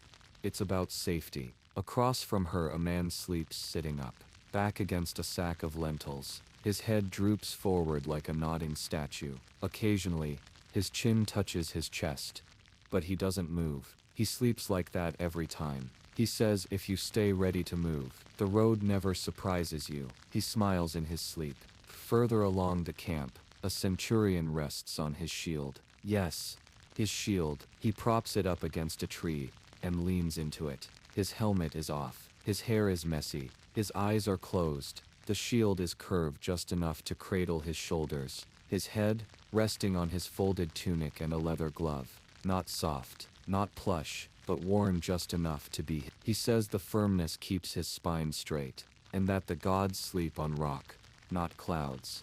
Now we drift, again, not toward a battlefield, but a garden, a hidden one, in the home of an older woman named Domitilla. She's not wealthy, but she grows herbs, teaches children, sings to her cat. Each night she lies on her mat near the wall of the garden. There's a vine of ivy that climbs beside her, and she places her head near it, resting on a basket full of dried lavender and thyme. Smells travel differently at night. She says the scent reaches her dreams first. She sleeps with her mouth slightly open, sometimes whispering something, maybe a prayer, maybe a memory, maybe nothing at all. Over in the forum, well, not inside it, but in the shadows behind one of its columns, a young boy sleeps, a runaway, or a wanderer, hard to tell. He's using a satchel of stolen bread as a pillow, only half full, but it supports his head just enough. The bread is still warm, someone must have baked it that evening. He's curled like a cat, even the city's noise doesn't stir him, because when you've walked all day, even stone feels like silk. Let's take a slower step now, to a teacher's home. She teaches philosophy to the children of senators. By day her voice is sharp and firm, but at night, she folds her scrolls, wipes her ink-stained fingers, and lies upon a mat of straw and folded parchment. She uses her teaching robe, bundled beneath her head, as her pillow. Says the scent of old ink helps her think, even in her dreams. She dreams of Plato sometimes of silence, but mostly of nothing, just dark, soft, still. Outside her window, a guard sits at post. He shouldn't be sleeping, but his eyes close for just a moment. He leans forward, resting his head on the end of his spear, cushioned by a rag he tied earlier. He tied it for that reason exactly. He always does. He never says it out loud, but between you and me, it's his pillow, always has been. And what of those on ships? Yes, the Romans sailed too. Merchants, sailors, even poets looking for new words. Tonight, a merchant galley rocks softly near a dock. Its wood creaks like lullabies. Its sails flap slow and tired. Below deck the crew sleeps. Their heads rest on sacks of grain, or coils of rope, or folded cloaks damp with sea air. Salt clings to their faces. Some sleep open-mouthed, some curled in corners, some with arms crossed like statues. One even sleeps with his head on a wooden bowl. He says it belonged to his father, and he's never slept without it. Even when it spills, even when it smells, it feels like home. There's something else happening. A new mother lies awake, her baby beside her, finally resting. She has no pillow, she just leans back against the wall. Her head tilted, her eyes closed, she hums an old song. It's not even in Latin, something her grandmother sang from the hills of Umbria. Her lullaby isn't for the baby, it's for herself. Back in the bathhouse, we visited nights ago. The custodian is still there. Tonight, he's trying something new. Instead of the rolled towels, he's resting his head on a curved amphora, a wine jar, empty. He says it fits the bend of his neck perfectly. He whispers, "You don't need softness to be soft." And then, he sleeps. So many objects, so many ways, and none of them pillows. Ah, now, let's glide back toward the countryside, to a shepherd. He's older, walked the hills so many times. His feet could map them blind. He sleeps on the earth, always has. Tonight, his head is on a folded wool sack. He used it for feeding the sheep earlier. Now, it holds the weight of his thoughts. He counts sheep, but not to fall asleep. He just counts them because they are his family, one by one, until his breath becomes soft, and his shoulders stop remembering the day. A potter sleeps near his kiln. He leans on a crate filled with broken plates. Why? He says imperfections keep his dreams interesting. He tried a feather-stuffed cushion once. Didn't like it. Too soft. Too silent. He likes the whisper of clay dust. He says it makes the night feel like it's still spinning. Like the wheel of his work. And what of the children? The orphans. In the halls of a temple orphanage, rows of children lie down on straw mats. They all share one blanket each. No pillows. Instead they use folded cloth. Each one smells like something different. One smells like beeswax. One smells like apples. One smells like old books. They trade them sometimes, not for softness, for comfort, for memory. That's what Roman sleep really was. A memory cradled beneath the neck. We drift again, just once more tonight, to the Tiber River, where an old fisherman sleeps near the water. He's used his net as a pillow, folded 5 times. The knots leave little marks on his cheek. He doesn't mind, says they remind him he's still part of the world, that the river sees him, knows him, cradles him. He listens to frogs, he dreams of waves, and he sleeps quietly, with fish still gently flipping in the bucket beside him. They rest too. Do you feel it? That long Roman hush. No feathers, no foam, just intention, rhythm, tradition. The Romans didn't need pillows. They had things. They had memories. They had pieces of their day, turned gently into rest. You can do the same, you know.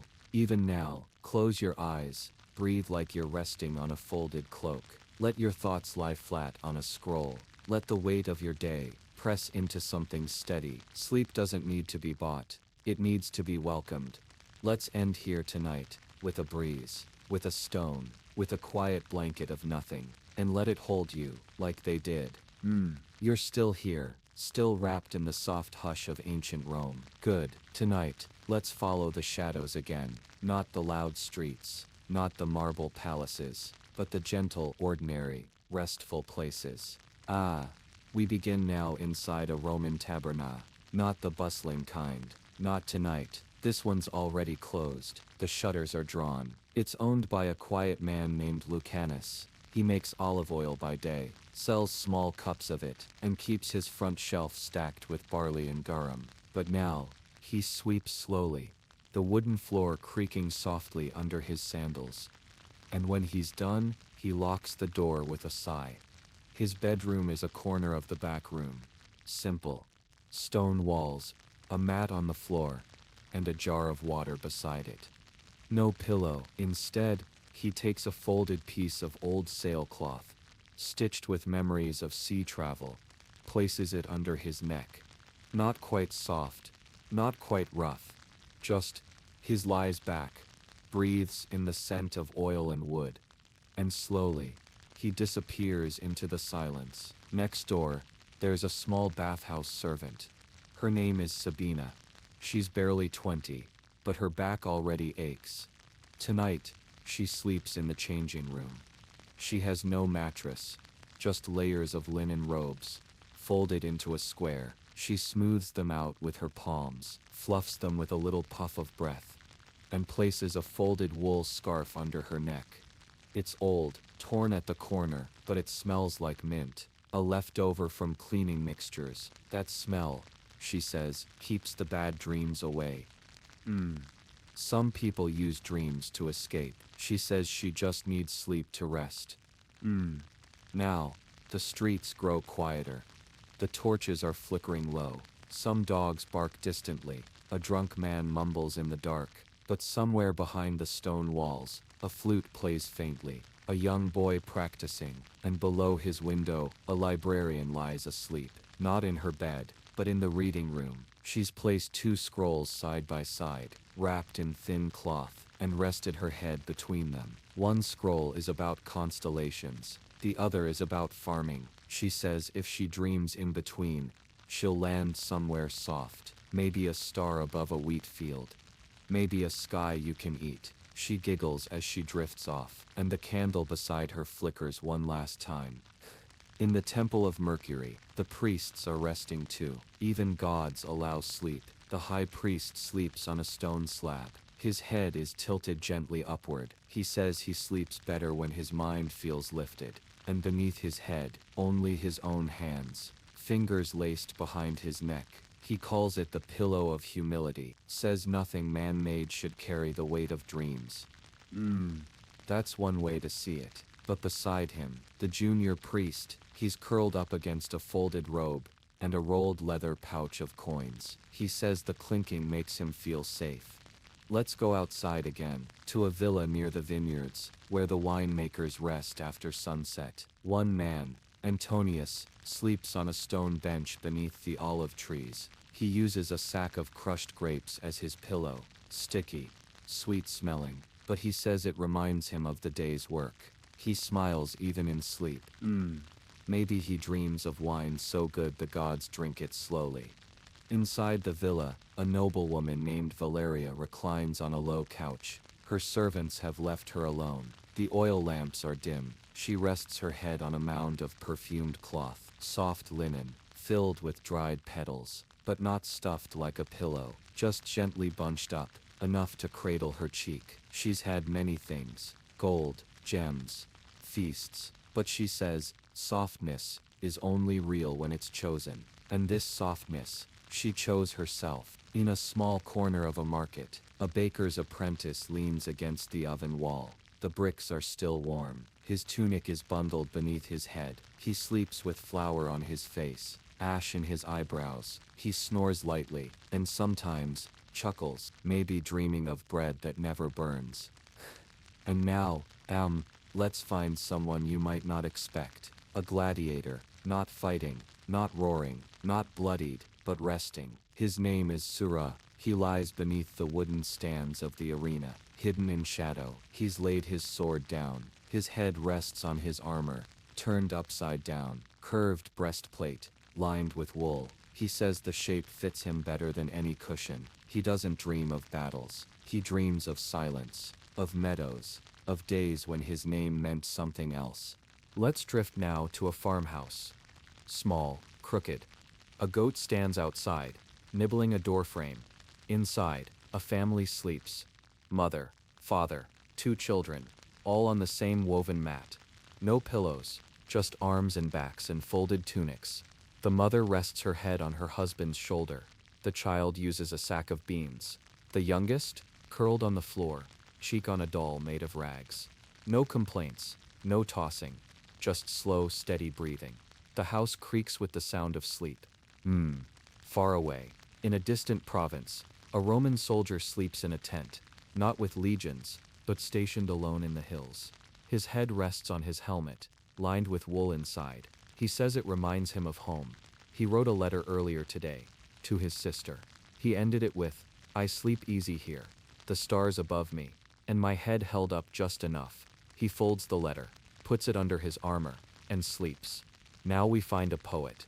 Of course we do. He's sleeping on a rooftop, blanket beneath him, stars above. His head, on a book he never finished writing. He says it's comforting to sleep on what's unfinished, that it reminds him he's still alive, still working, still dreaming. Sometimes he snores, sometimes he mutters, but mostly, he sleeps. In the harbor, a fisherman's wife rocks in a hammock. She's alone tonight. Her husband's out at sea.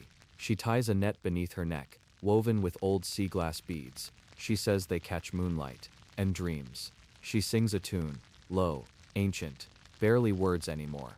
The net sways, and she drifts. In the hills, a man with no name sleeps beside a mule. His pillow, a saddlebag, with figs and tools inside. He chews a leaf before sleep, says it keeps the ghosts away, and rests his head on memories heavier than any cushion. Ah, and what about the artists? Yes, a mosaic maker lies in her workshop, head on a canvas rolled tight. She sleeps surrounded by tiles, tiny colored stones, one under her hand, one pressed to her cheek. She says the world is built of pieces, and dreams are the spaces between. And finally, we visit the very edge of the empire, a distant outpost, cold, windy, lonely, and there, in a small stone hut, an old Roman man lies still, a retired general, now a gardener. His pillow, just grass, fresh cut, still dewy. He lies with eyes open, counting stars. Then, slowly, he closes them. He's had feathers, gold, cushions made from silk, but now, just the earth, and it holds him just fine. So many places, so many people, and yet none of them needing a pillow. Not really, not when there's rope, or cloth, or a bag of lentils, or even a thought. The Romans didn't sleep with fluff. They slept with meaning, with tools, with tradition, with whatever held the shape of comfort for them. Maybe tonight you'll try the same. Find something not made for sleep, and let it become your softness. Let your head rest on a day well lived. Let your breath drift like candle smoke. Let the silence hold you. Let the night be like Rome, busy on the outside, but calm inside the walls, still, warm, and gently waiting for tomorrow. Ah, welcome back. Still wandering through the quiet corners of Rome. That's nice. You're doing well. You're still here, still curious, still listening. Tonight, we wander a little deeper. Not into the rooms of emperors or soldiers, but into the forgotten corners of sleep. Places where people rested, even when the world didn't. Let's begin with the old roads. Yes, the via. The Roman roads stretched like veins across the land, and sometimes travelers didn't make it to the next inn. Sometimes, sleep came where it could. A merchant named Pulcher rests beneath a tree, beside the road to Capua. His cart is tied, his donkey already asleep. He leans against the wheel, and under his head, just his travel bag, worn leather, full of figs, salt and parchment. He curls slightly, wraps a blanket around his shoulders, and uses his own sandals, one under each arm, to cradle himself. He says it reminds him he's moving, even when still. In the next valley, a small inn sits, modest, quiet, no name carved outside, but inside, warmth. The keeper, a woman called Drena, lays out sleeping cloths for guests. Some get straw pillows, thin and crunchy. Some just fold their tunics. But one guest, an old philosopher with cloud-white hair, asks for nothing. He lies flat on the wooden floor, hands beneath his head, eyes toward the ceiling. He says sleep is the reward for accepting nothing. And then, he does. Further east, a weaver named Mira lies on her balcony. She prefers the cool air. She doesn't use a pillow at all. Instead, she keeps a basket nearby, filled with scrap threads. Whenever she finishes a weaving, she adds a new color. Red, blue, purple, green. The basket grows softer over time. She rests her head on it now. She says it holds not just cloth, but memories, mistakes, fixes, beauty. She dreams of patterns that never end. Down in the heart of the city, we visit a bakery, still warm with the heat of the day's loaves. The baker, old Servius, is already asleep. He sleeps on a wide slab of wood. His pillow, just folded parchment sheets, recipes, notes, orders. He says if he dreams while touching them, he remembers the next morning without reading. That's clever. His assistant sleeps nearby. He's newer, younger, still unsure. He uses a soft cloth bag filled with poppy seeds. He says the smell helps him fall asleep. He says he doesn't dream yet, but when he does, he hopes they smell like this. Across town, near the water's edge, a net maker sleeps under his boat. Yes, under. He has no home right now, but the boat, flipped on land, becomes his roof, and his pillow. A twisted fishing rope, knotted into a coil. He wraps it with wool. It's not soft, not really, but it holds his shape, and when the wind blows, it smells like salt, like the sea waiting for him. He smiles in his sleep. Let's return inland, to a scholar's home. Not a grand library, but a small wooden room, with clay walls and soft candlelight.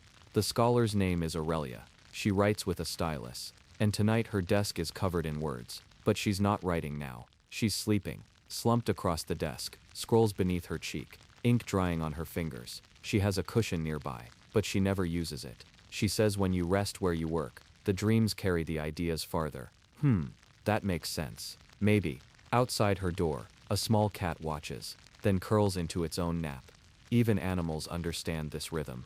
We move now to a shop. A tiny one, barely a stall. The cobbler sleeps here. His name is Felix, and he sleeps beneath the display table. His head rests on a bundle of leather scraps. He says it molds to him, becomes his shape, and smells like old stories. He says dreams come faster when you lie among what you create. We start near a fountain. Small, circular, its edge worn smooth by centuries of elbows and fingers. Beside it, an old woman sleeps. Her name is Fausta. She once sold dried herbs here. Now she just sits, sometimes. Tonight she sleeps on her cloak, folded twice, laid along the curved stone rim. Her head rests on her arm, and her arm rests on her pouch of dried rosemary. She says it keeps away bad spirits, but maybe it just smells like her mother. She's smiling in her sleep. A few streets away, a soldier sleeps upright. Yes, standing. He leans gently against a doorway, helmet tucked under one arm, and a sack of grain tied to the other. His eyes closed, breath steady. He's learned to rest in pieces. Minutes here, seconds there. His pillow isn't a thing, it's a posture. A small bend of the neck. A fold in the cloak that catches his head before it drops. He's a statue when he rests. But in his mind, he's on a beach far from war. The ocean rocks him. And tonight, that's enough. Now we peek inside a prison. Dark, humid, stone. A thief, or maybe a poet, sleeps there. He uses nothing. No cloth, no cushion. Just his arms folded beneath his cheek. He hums as he drifts off. Just once. Then silence. He doesn't dream of freedom. He dreams of olive groves. He dreams of trees with long shadows and birds that don't fly away. He dreams of soft earth, even when sleeping on stone. Further east, along the Tiber, we find two lovers. They've stolen a night together. Just one. They lie under a collapsed archway, hidden in ivy. Their heads rest on each other's shoulders. That's all. One has a flower behind the ear. The other still smells like honeyed wine. No blankets. No pillows. Just heartbeat and silence. And the warmth of skin. They know it won't last. But that's what makes the sleep deep. Even sacred. Next, let's visit a ship docked in the harbor. Not sailing tonight. Just rocking softly. Its captain lies on a hammock strung between two barrels. He sleeps with his head on a net full of lemons. Yes, lemons.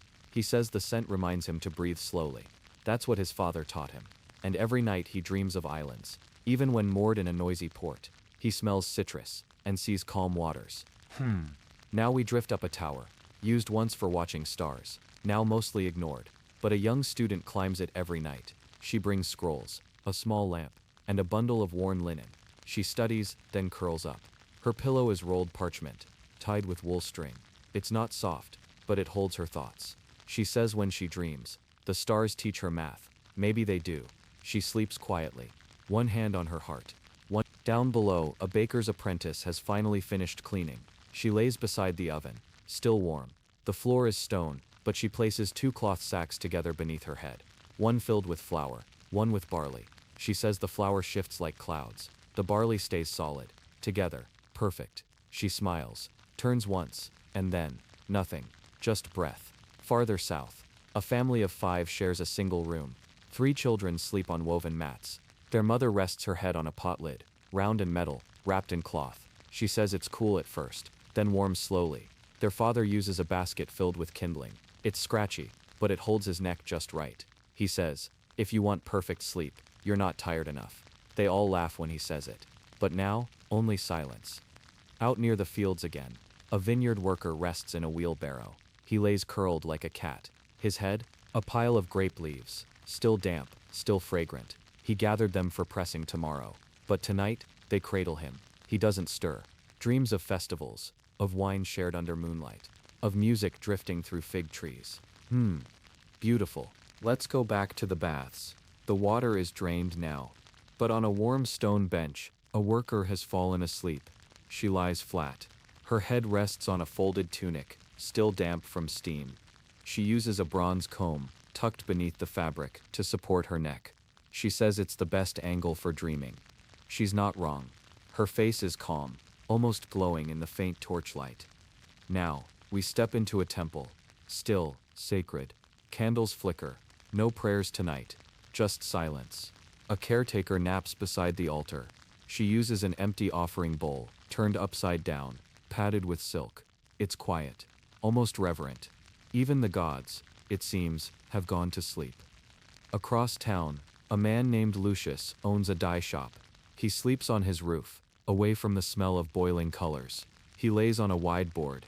His pillow? A tied bundle of old tunics, each dyed a different shade. Indigo, saffron, mulberry. He says each color holds a memory. He says, when I sleep on green, I dream of rivers. When I sleep on red, I dream of dancers. Tonight is yellow. He will dream of sunlight. By the aqueducts, another worker sleeps on the grass. He lies flat, head on his sandals, tied together. He places a smooth rock between them.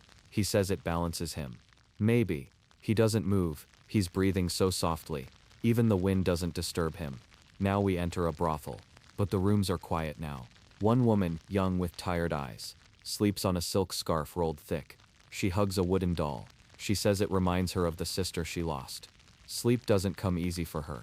But tonight it does. Soft, deep. Outside, near a garden, an old man sits beneath a statue. He's not trying to sleep, but his eyes close slowly. His cane rests across his knees. His pillow, a folded map, drawn by his son. Years ago, it crinkles beneath his cheek. But he doesn't mind. He dreams of places he never visited. And that's enough. All across Rome, people rested where they could. On cloth, on stone, on bread, on leaves, on memories. Pillows were not missing, because they were never truly expected. The head rested wherever the soul felt quiet. That was enough. So maybe tonight, you don't need the softest thing. Just a place, a corner, a smell, a breath. Let your body feel the stillness of ancient times. Let your thoughts lie down on old marble, or drift through fig trees. Let yourself dream, not in silk, but in simplicity. Rome is still there, you know, somewhere beneath us. Sleeping in stone, waiting for one more dreamer. Still listening. That's lovely. The night is long, but gentle. And in ancient Rome, the dark hours were full of quiet ingenuity. Tonight, we keep wandering. No rush, just steps through their sleeping ways. Let's visit a tiny bakery, hidden behind the forum. The baker, Flavian, is already asleep. He sleeps on sacks of grain stacked 3 high. Not soft, but not hard either. His pillow, an old kneading cloth, tied up and stuffed with olive pits. Yes, olive pits. He says they make a pleasant rattle when he moves his head, like rain. Tonight, they don't move. He sleeps heavy. The kind of sleep only someone who wakes at 2 a.m. can manage. Beside his oven lies a boy, maybe 10, his apprentice. He sleeps curled in a round basket, just large enough for him to fit, knees tucked. He rests his head on a folded apron still warm from the day. And in his dreams, he's the master baker. The apron becomes a throne. The basket, a chariot. Sleep is small, but strong tonight. Let's walk further, past the closed markets. Behind one stall, the one where flowers are sold, we find a girl. She's lying beneath the table, tucked between 2 buckets of wilting petals. Her pillow is clever, a mound of wrapped lilies, tied in twine. She said once that she likes sleeping with their scent in her nose, and that the petals feel like skin, soft, cool, even after all day in the sun. She breathes gently, curled like a kitten. The moonlight doesn't disturb her. Elsewhere, on the roof of a bathhouse, 2 guards nap in shifts. They use folded belts. Yes, leather belts. Thick, worn and shaped to cradle their necks just so. They say sleeping on leather helps them wake quickly. Maybe. They sleep light, but still they dream. One of a girl he met by the aqueduct. The other of a field of goats. Goats. Yes, goats don't need pillows either, do they? Now we move through a villa. Not grand, but tidy. In the courtyard an elderly couple lies on woven mats. Their heads side by side, their pillows bix wrapped in wool cloths. They say it keeps the neck aligned. They've slept like this for 40 years. Sometimes, she reaches for his hand in the dark.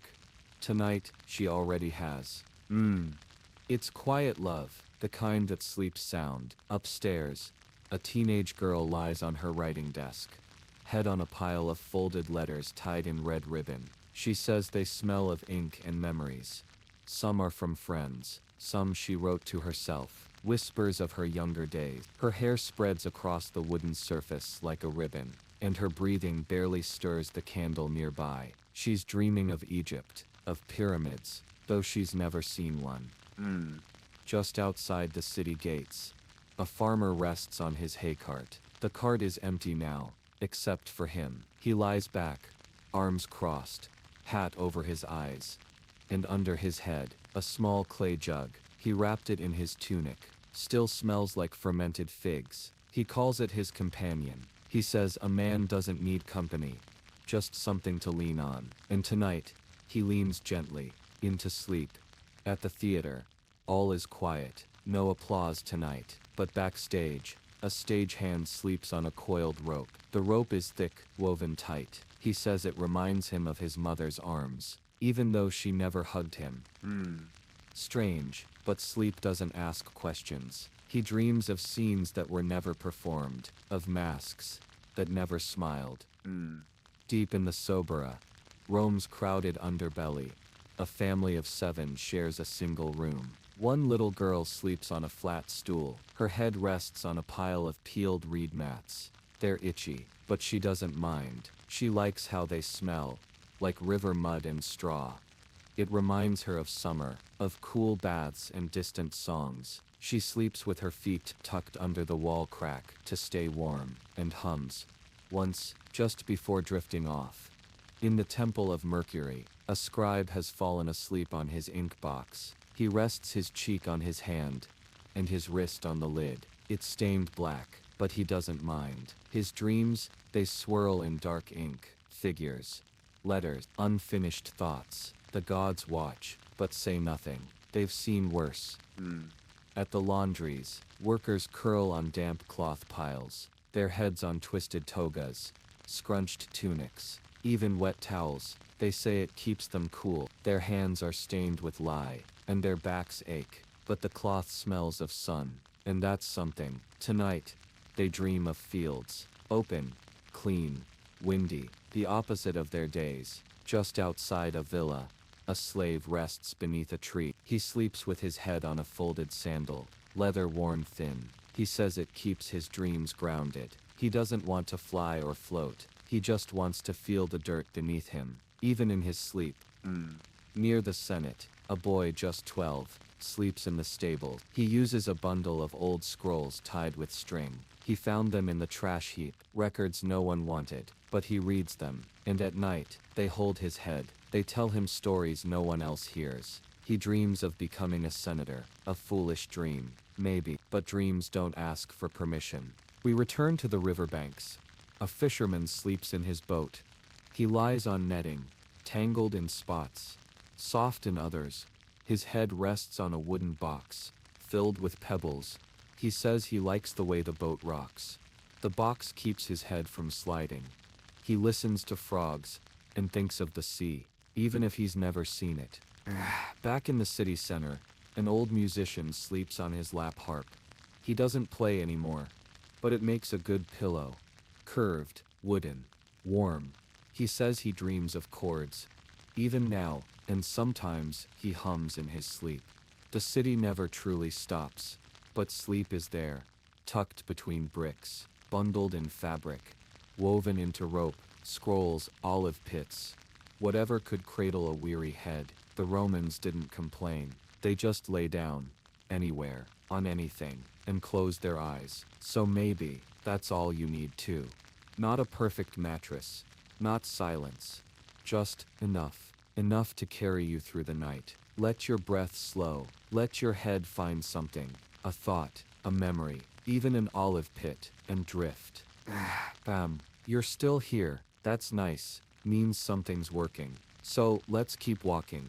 No hurry, no noise, only night, and Romans, and the way they rested their heads. Tonight, we begin in a stable outside the Aventine Hill. 3 stable boys lie curled beside the horses. Their heads rest on feed sacks, stuffed with barley husks, warm and scratchy, but the horses breathe softly nearby. and that matters more. One boy strokes a mane in his sleep. The other mutters something about apples. The third just smiles, all three dreaming together, yet separately, beneath a sky just beginning to cloud. Inside a stone kitchen, behind a wealthy man's house, the cook's daughter sleeps beside the hearth. The fire's out, but the bricks still hold heat. She sleeps with her head on her father's folded apron, thick with flour and memories. She doesn't mind the smell. She says it's like hugging him without asking, and she always sleeps facing the corner where he keeps the herbs. Something about time in the air makes her feel safe. Near the edge of the city, where olive trees grow wild, an old shepherd naps on the ground. No blanket, no mat, just a patch of dirt and grass. His pillow, a round stone, wrapped in sheepskin. Not soft, but he says it fits the shape of his neck, and the stars above him don't ask for comfort, only stillness. He watches them until he can't, then they watch him, down a narrow alley, tucked between two shops. A tanner lies beside his buckets. He sleeps on a bundle of cured hides, stiff and flat. Under his head, a broken sandal mold. He says it reminds him of his first trade. Dreams take him to markets in Carthage, though he's never left Rome. He doesn't know why. Maybe the leather remembers. Now we float to a quiet place. The upper room of a midwife's home. She's asleep, finally, after tending to a crying baby born just before midnight. Her head rests on a folded cloak, the same cloak she used to wrap the infant. Still warm, still damp with breath. She sighs in her sleep, a small sound, like exhaling from the inside. She's earned it. In the far corner of the forum, a man lies behind a statue of Jupiter. He's poor, not homeless, just forgotten. His pillow, a bundle of old petitions, crinkled scrolls people dropped when no one answered. He uses them because they feel like air when he breathes against them. And sometimes, he imagines the statue is watching him, guarding him. Tonight, he's not cold, and that's enough. Past the circus grounds, in a hut built of woven sticks, a widow rests on her son's old tunic. She holds it still, even after all these years. She folds it under her head and whispers his name. She doesn't cry, she just breathes, in out. The tunic smells like dust now, and time, but to her it still smells like spring. And when she sleeps, she sees him running, always running. Closer to the harbor, two sailors share a hammock strung between two carts. They take turns with the pillow, a rolled-up fishing net wrapped in canvas. One gets it for 3 hours, then the other. They don't fight. They know how precious comfort is. And when one dreams of waves, the other hears them in real life. It works, even if the canvas smells like salt and oil. Elsewhere, near a brick kiln, a boy curls beside warm pottery. His head rests on a stack of upside-down bowls. They wobble slightly when he shifts. He says the sound makes him think of laughter. He's never said whose, but every night, he grins. Just a little. By the temple of Venus, under a colonnade, a young priest sleeps on a bundle of temple robes. He folds them thick, presses his head into the cloth, and prays with his breath. Not out loud, but soft, rhythmic. He believes dreams are a kind of worship, and tonight, he worships well. In the arena, silent now, a gatekeeper rests on a pile of sandbags. His pillow is made of arena dust, collected into a cloth and tied tight. He says it reminds him of the crowds, the cheering, the chaos. And yet, tonight is quiet. The silence is a gift. He dreams not of lions or gladiators, but of bread, hot bread, with olives. Further north, near the aqueduct, a builder sleeps under a wooden scaffold. He's lying on coiled ropes and head on a beam marked with chalk lines. He's not bothered, says he's dreamed better dreams, here than in a feathered bed.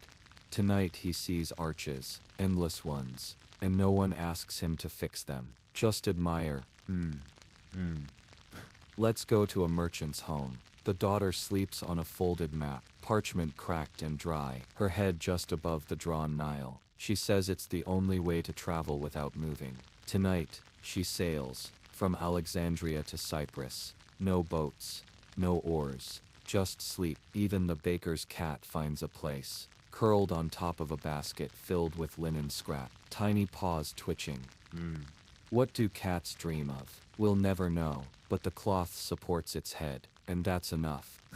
The Romans used what they had. They didn't ask for perfect pillows. They found softness in stone, warmth in worn cloth, peace in quiet places. They didn't count sheep, they counted stars, or breaths, or cracks in the ceiling. Sleep didn't need to be elegant, just enough, just there, waiting. You too.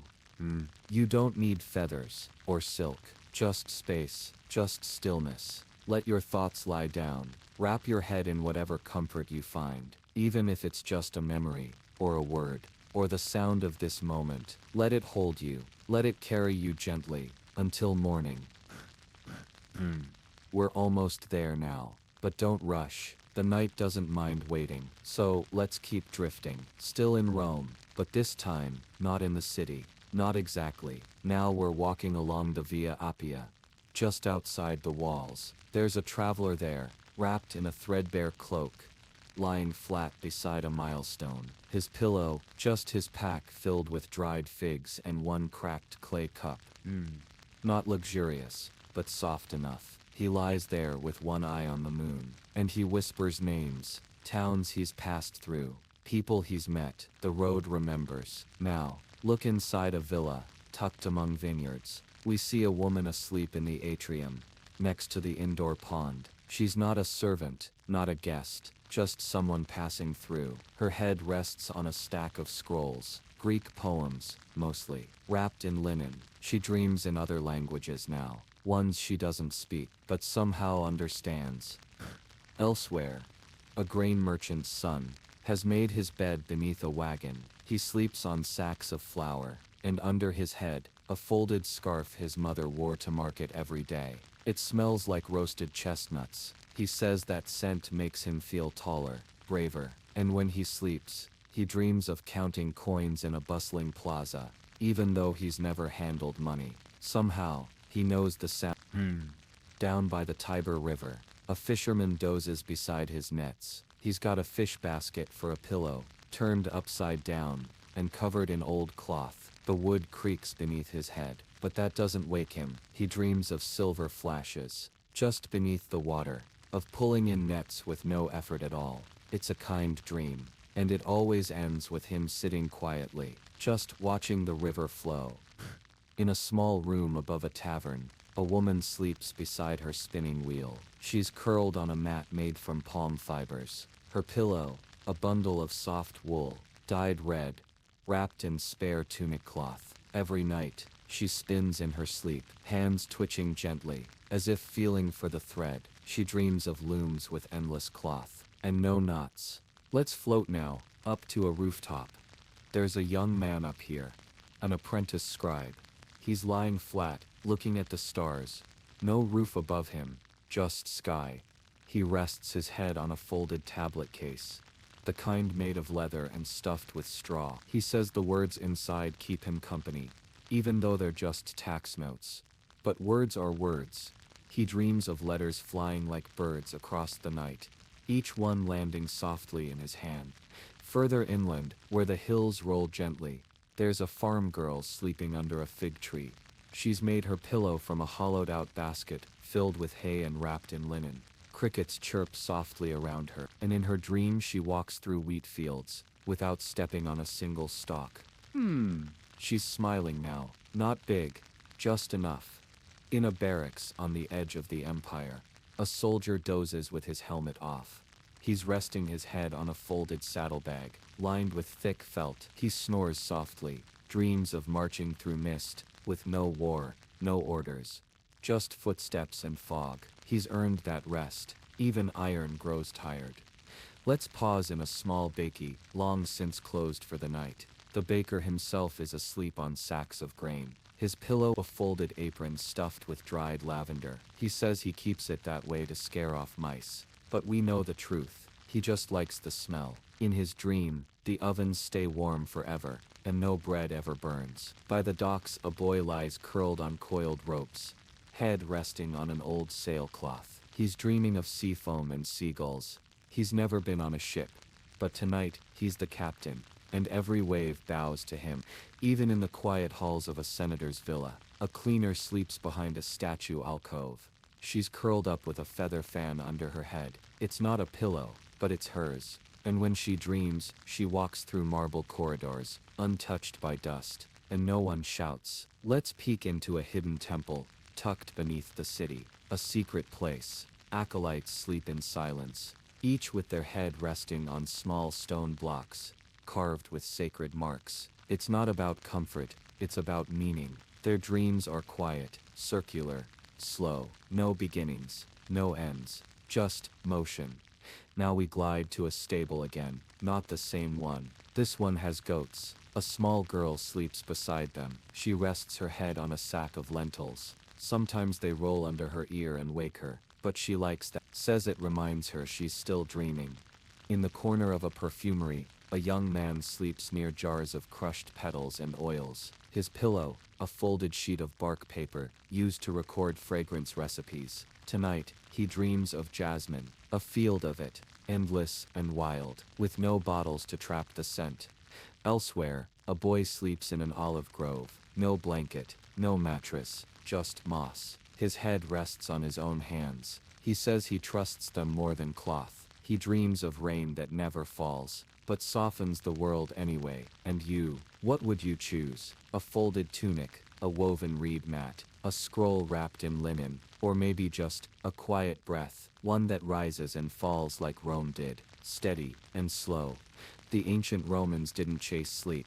They welcomed it. They didn't search for perfect pillows. They made rest from what they had. A sandal, a scroll, a stone. Sleep wasn't earned. It was taken gently, when the world allowed it, and most nights, it did. So close your eyes now. Think of the girl sleeping on figs, the soldier with the felt saddle, the traveler with the cracked cup, and let them guide you just a little deeper.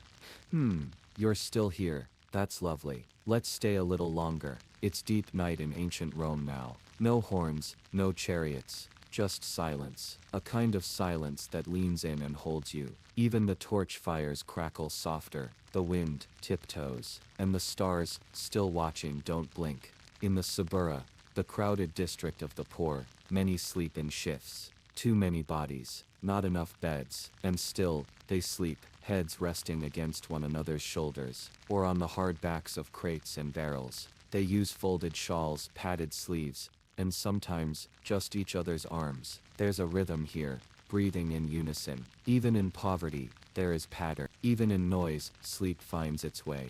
Meanwhile, at the Roman docks, workers rest among the amphorae. Big, clay jars of oil and wine. Stacked high, they lie against them like rounded cushions. Not soft but steady. And steady is sometimes better. The salty breeze moves gently through the wharf, and the water makes a sound like slow clapping. Like it's proud of the day for being done. Up in the hills, a farmer finishes his prayers, and curls beneath a tree. No pillow, just folded hands and a worn-out cap under his head.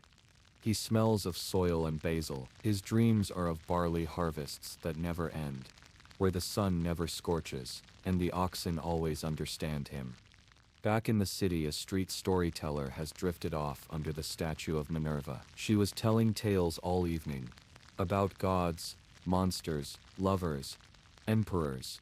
And now she sleeps with her head resting on a pile of worn sandals, donated from her listeners.